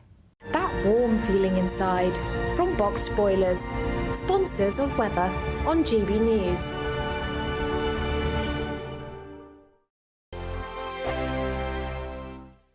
Celebrate a spectacular summer with your chance to win an incredible £30,000 in tax-free cash in our Great British Giveaway. It's the biggest prize of the year so far, and it's totally tax-free. What would you spend that on? Luxury holidays, a new car, or just put it away for a rainy day? Whatever you do with £30,000 in tax-free cash, make sure you don't miss out on a chance to make it yours. For another chance to win £30,000 in tax-free cash, text CASH to 63232. Text costs £2 plus one standard network rate message. You can enter online at gbnews.com/win. Entries cost £2, or post your name and number to GB07 PO Box 8690 Derby DE1 9TT. UK only. Entrants must be 18 or over. Lines close at 5 p.m. on the 30th of August. Please check the closing time if listening or watching on demand. Good luck.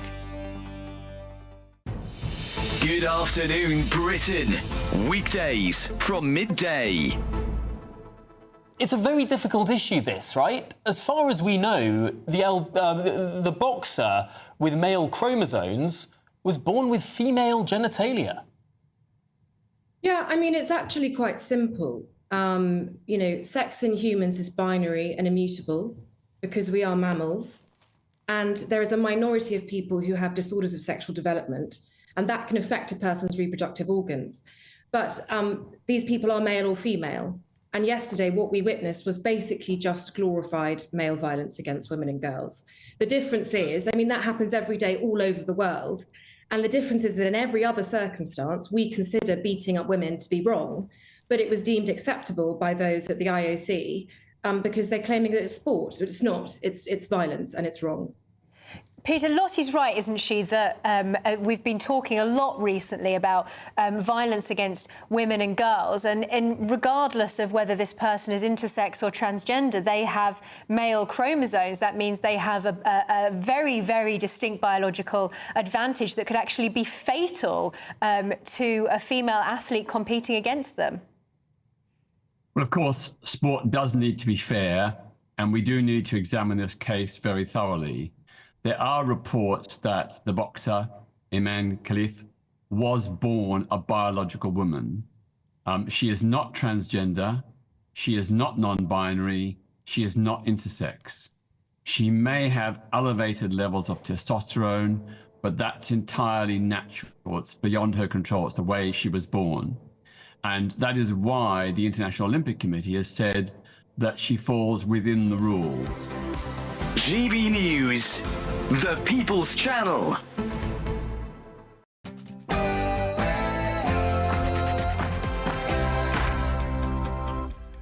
Good morning. The King's call for unity. King Charles has praised the way community spirit and compassion have countered the aggression and criminality on display during the riots. He added his heartfelt thanks to the police and emergency services for all they're doing to restore peace.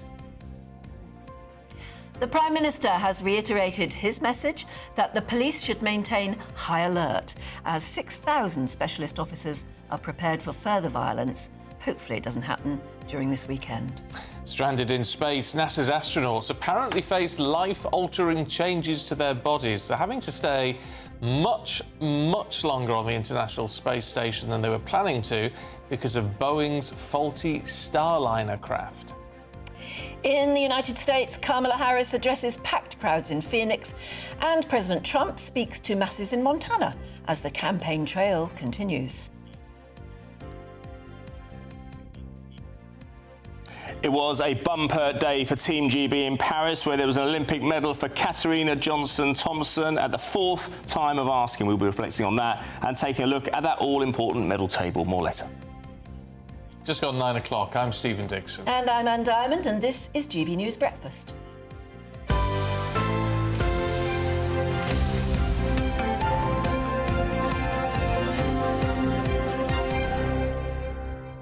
What do you think are the life-altering changes that those I don't know. I think that's over-egging it. Yeah, because there are astronauts already up there. For longer. For longer, yeah. What you do have to, you do get muscle wastage and things. That's why they all have to do a lot of exercise and all the rest of it. You grow taller a bit, don't you? Yeah, your spine elongates. I had no idea. No idea about that. Oh, yeah, but it's microgravity. Okay, so what's that? Well, it's very light. It's like, I think, zero gravity. Yeah. Only it's not quite zero. It's micro. Yeah. So your body, where we're all pressed down, and our vertebrae are all pressed together. When you're up there, you expand. You do expand. Yeah. Imagine if you're experiencing gravity for a period of time, then you have to go just back onto normal pavement when you get home. Terra firma, it must feel really strange. Yeah, I think that's why it does. Yeah, I think they have. But it's why they're on the exercise bikes for so many hours a day and all that sort of thing, and you do get muscle atrophy. Yes. Isn't it? That's what they well, that's why they do so much exercise. What about food? What do they eat up there? Well, they do all right. The food is very good now. It's not just sort of frozen sausages anymore. I remember going on, getting on board a boat for the Volvo Ocean Race about 6 years ago, and they showed me what they ate. It was very much dried food, that kind of stuff. I think it's better up there. Yeah. Mind you, have you ever been to NASA and get, like, the space ice cream? Food. Yeah. Oh, yes. Space ice cream. Yeah, it is. It's brilliant. It's freeze-dried ice cream. It's really good. Yeah. Mind you, they charge you about $10 a pack. It's about 3 mouthfuls. Yeah. But it is space food. Space food. It's what astronauts do eat. Brilliant. It's fabulous.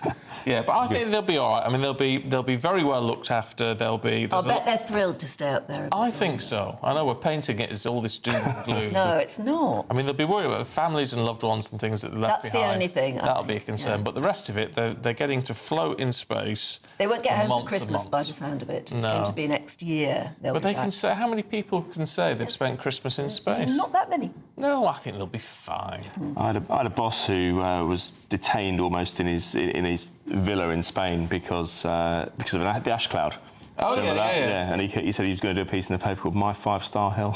Exactly. Yeah, what a shame. What a shame. I've been forced to stay abroad for a little bit longer. Yeah. They'll always have a story to tell, those astronauts, won't they? Oh, of course they will. Oh, there'll be at least 2 books in that. Oh, and possibly a movie that they'll have to make. They'll have to come up with some sort of dramas to make it a bit more You know exciting. the astronaut who played the guitar in space and he sang the David Bowie song? Oh, yeah. I can't remember his name now. He's turned into a novelist. Oh, is he? He's written 2 best-selling space novels. You'd love them. They're whodunits, but they have a space element to it. Oh, good. And it sounds... I heard him interviewed on the radio a while ago, and he is brilliant. I can't remember his name. No, it's not Tim Peake. Peake is the He's the British one. astronaut. Yes, I can picture him, but I can't think of... Yeah, he did the Bowie song, and he He's written books about space already, and he's a terrific guy. I always remember Helen Sharman when I was a kid. Yes, Helen Sharman. I was on the programme that chose her to be Really? a British astronaut. Yeah. Chris Hadfield. Chris Hadfield, yeah, very famous astronaut. But he's turned into a best-selling novelist, and you good love on his him. books. Sound really good. Like I say, whodunits in space. Oh, it's like Pigs in Space. Remember that? Absolutely. Pigs in Space. Oh, yes. If you're below about 40 or maybe 50, You won't know you won't what get he's it. talking about. But it was classic. Yeah, I've no idea. Oh, well. Yeah, pull the other one. Right, let's crack on with the news this morning. King Charles has called for mutual respect and unity following riots across the country. He's been speaking out for the first time since the unrest began. Yes, he, in his statement, thanked the police and the emergency services for their efforts to restore peace across the country. And he welcomed how communities have countered the violence. Well, the Prime Minister has said police need to be on high alert right across the weekend, despite the fact that the violence has eased. Well, joining us now in the studio, GB News' political correspondent, Olivia Utley. Hi there, Olivia, again. Earlier on, you were saying that maybe the King would have probably passed his statement through number 10 first, which is interesting, isn't it? Well, it's very helpful, certainly, for Keir Starmer, this statement from King Charles, because it implies that King Charles is sort of supporting Keir Starmer in supporting the counter-protesters. And obviously, in some quarters, that is seen as pretty controversial. Some of the counter-protesters themselves have said pretty controversial things, free Palestine from the river to the sea, etc. It will be really interesting to know whether Buckingham Palace asked number 10 for sign-off on the statement from King Charles. As far as I'm aware, these sort of statements normally are just signed off in a routine way by the Prime Minister. It's very hard to imagine Queen Elizabeth II doing something like this, She wouldn't intervening in this way. I can't picture it. Although, you know, you could say, on the other hand, that what King Charles has said is quite innocuous. He said that he's praising the police and the emergency services, and he's praising communities for coming together. It sort of depends how you read it. It could be that we're reading a bit too much between the lines. But this is the problem with it all, and it's so nuanced. But within what is coming out of the palace, but also what's coming out of Downing Street, is saying differing views in the community, and forget the violence, but people within the community, half of them are right and half of them are wrong. And that's problematic. Well, exactly. I mean, there will be a backlash. There already does seem to be a backlash about Keir Starmer's response to all of this, which is simply to throw all the rioters into prison. You know, that might well be the right thing to do, but also, isn't there an argument that he should be addressing the root cause of these problems? There are plenty of people who aren't rioting who are also very, very concerned about mass immigration to this country and the sort of change in the demographic makeup of the country. Is that something that's going to be talked about in the coming weeks? That's not an issue which King Charles touched on in his statement. It was all about, you know, the praising those counter-protesters and praising the police for shutting down the protest. Are we going to actually get to the question of immigration? I was interested to see that actually legal immigration, which is, of course, a part of the problem, got up to 700,000 last year. It has gone down year on year since July 2022. And that is because of changes introduced by the Conservative government before they left office, not allowing social care workers or students to bring in family members. That's brought down legal immigration in those sectors by a third. That is very, very helpful for Keir Starmer. But obviously it doesn't play well with a lot of left-wing activists, lots of his own left-wing MPs. It'll be fascinating to see if he ever talks about that or if he'll just quietly let those Conservative changes help his government. It's not going to go away quietly, though, this, is it? I mean, what about these calls for a legal definition of Islamophobia? And you've got the Mayor of London, Sadiq Khan, actually saying he doesn't feel safe in his own city anymore. He's the mayor. Yeah, he did the sort of pretty dramatic intervention yesterday where he said he felt triggered by what's been going on. He talked about his need to have bodyguards around him. He said that he thought that his generation would be the last to experience racism in the capital, but he now feels that his children are going through the same as what he went through.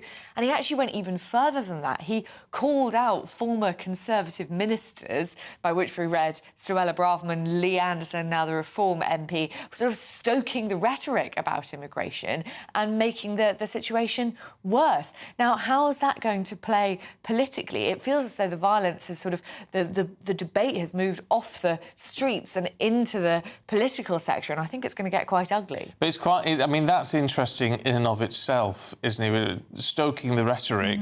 In Sadiq Khan's view, then, is people saying, and whether you agree with it or not, and I'm not saying you should agree with Lee Anderson or Suella Braverman, but the idea that saying, I'm not happy with what is happening to my country... And then you're accused of stoking the rhetoric. Is problematic. Yeah, and I think this is going to be a really, really difficult issue for Keir Starmer looking towards this term, the end of this term in Parliament and the next one, because he now has quite an odd coalition of voters with the sort of majority that Keir Starmer won.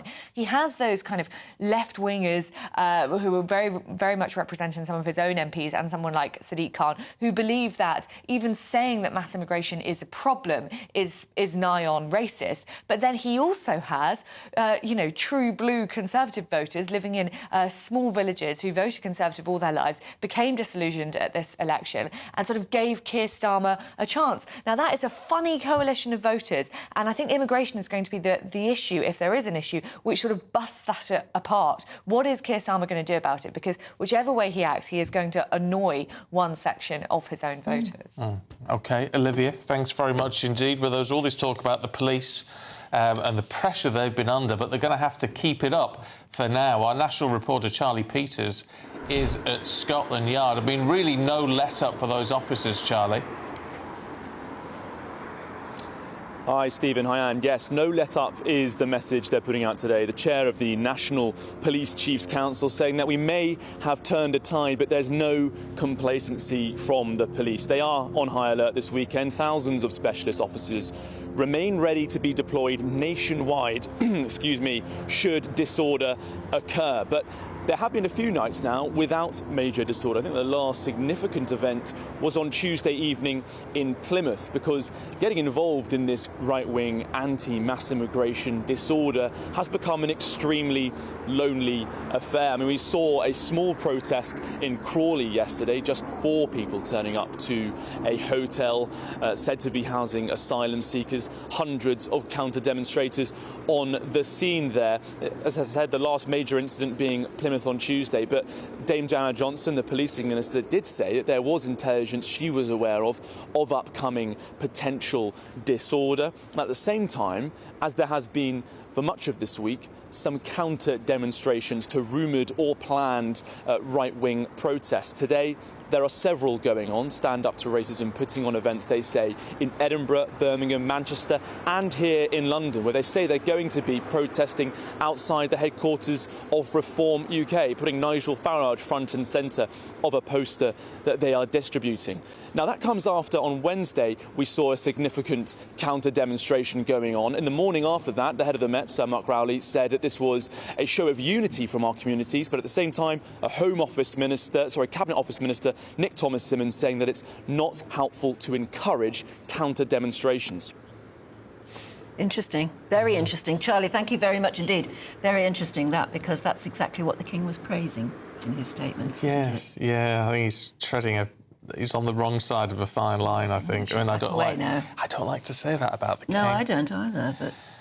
Anyway, there you go. Should we talk America? Yes. A short while ago, former President Donald Trump arrived to address the Republican masses at a rally in Montana.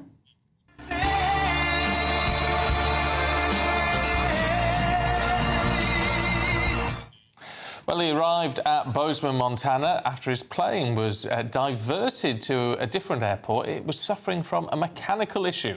Oh, well, despite what was the delay then, he still had time to criticise Kamala Harris once again. Is grossly incompetent and, in my opinion, has a very low IQ. But we'll find out about her IQ during the debate, OK? Let's find out about her IQ. Let's talk to Chairman of Republican Overseas UK, Greg Swenson. Always good to see you, Greg. Good to see you both. What do you make of all of this? Because, I mean, with what was going on with Biden, Trump dialed down a lot of his sort of usual aggression, if you like.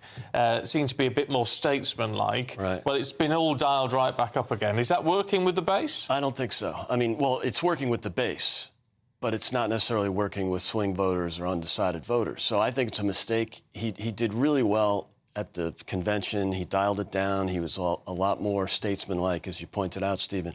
But I think it's a mistake to continue or to go back to the Trump of old, insulting people. It's probably a little old at this point. We've been hearing it for 8 years. He wins on the issues, absolutely. He wins on the top issues, which are inflation in the economy, the open border, crime in the big cities. He wins on the cultural issues as well, even if they don't rank as high in terms of what voters care about. So he wins on all of that. So if he just focuses on Kamala and Tim Walz and what they believe in and their progressive left policies, he wins. But if he just keeps making jokes, insults. It works at the rallies, absolutely. It works with the base. And It worked against Hillary Clinton, but that, as you say, is 8 years ago. yeah, long time ago. And also, she was already a controversial figure. That's right. But Kamala is, at the moment, untried, untested, and it's almost as though Donald Trump doesn't quite know how to fight her. Right. I think it almost looks like he was surprised. And, granted, the Biden campaign was insisting that he was staying in the race, and Biden was just an easy opponent. I wanted him to stay in the race because Trump is leading by 6 points nationally and easily winning the swing states. So, from a particularly partisan view, I wish Biden was still in the race. Probably not good for the country, not good for the Democrat Party. But Trump, I think, and the campaign have to face the reality that right now it's not just Kamala, it's the press. The press is fully behind her. They've abandoned any even perception of being impartial. And so they're making Kamala great. So Kamala is great because she's the Democrat nominee. Yeah. It's not that she's the Democrat nominee She hasn't because earned it she's yet, great. has she, really?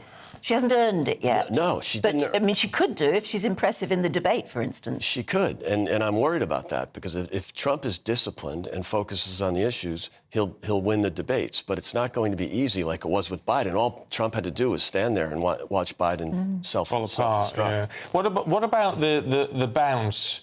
It's like a sugar rush. Someone described it. I mean, that will not last forever, will it, for Kamala Harris? I don't think so. I mean, it's hard to predict. Right now, again, the press is so behind her, and that's helping her. But can it last for 3 months? I don't think so. And she's done no press interviews. She's done no press conferences. So that will change, especially after the convention or after Labor Day.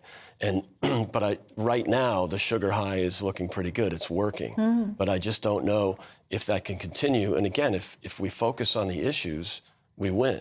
If we don't, and it becomes a personality clash, that's troublesome. Just briefly, because it's hard for us to dig up and make sense of the polls over here, because we don't quite understand how your polling system works in the same way.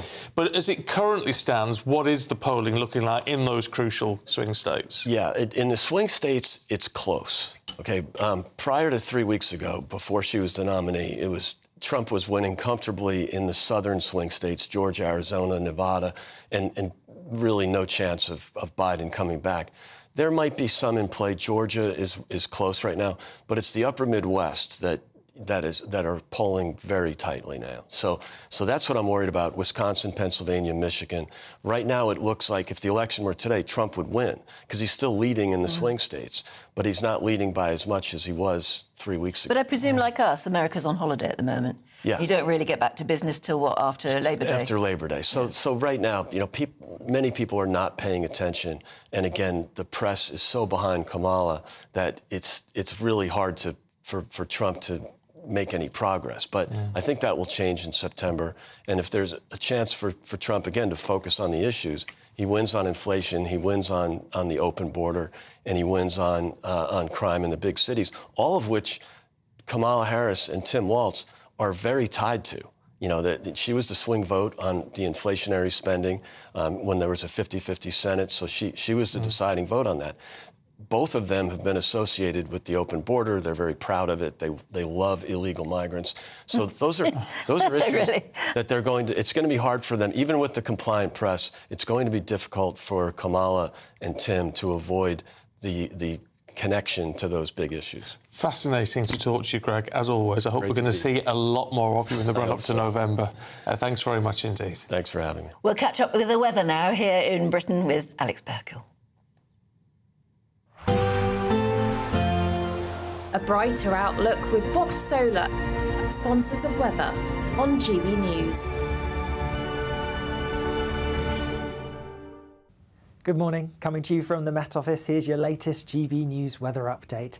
Yes, there is going to be some hotter, sunnier weather to come tomorrow, but for many today, it is a bit cloudy and it is a bit damp first thing. We have quite a bit of cloud across many parts of England and Wales and some rain feeding into western parts initially, some heavy bursts over the higher ground perhaps, and even towards eastern areas where we do have some brightness first thing this morning, it is turning cloudier later. Further north, some sunny spells across Northern Ireland, Northern England and much of Scotland, but plenty of showers here too. Some brisk winds, but temperatures here a touch higher than yesterday. In the south-southeast, we're looking at highs of around 24 or 25 Celsius. As we go through this evening, there's still going to be quite a few showers across many parts of northern Scotland, and here some of them could be on the heavy side. Still a bit of a breeze, so those showers rattling through relatively quickly. Most of the showers for Northern Ireland, southern Scotland and northern England will have cleared, so just a fine end to the day here with some late sunshine. Also some sunshine breaking out across parts of Wales and perhaps western parts of the Midlands too, but across eastern England, southern England and towards the southwest, it's likely to stay pretty cloudy. And there could be some further cloud and murky conditions feeding in, especially across the southwest as we go through overnight into Sunday morning. So a bit of damp, drizzly weather for some. Further north, though, some clearer skies, and under the clearer skies, a bit fresh in places. Away from the towns and cities, temperatures could drop into single figures, milder where we have the cloud towards the south. That cloud in the south then could spill a bit further northwards as we go through Sunday, so across the Midlands, central parts of Wales, could see a bit of cloud for a time, and across southern areas we're likely to see that cloud breaking up as we go through the afternoon. And across northern parts it's actually looking largely sunny through much of the day, and with that it's going to be warmer than today. Highs of around 28 or 29 Celsius in the southeast and low 20s further north. Bye-bye.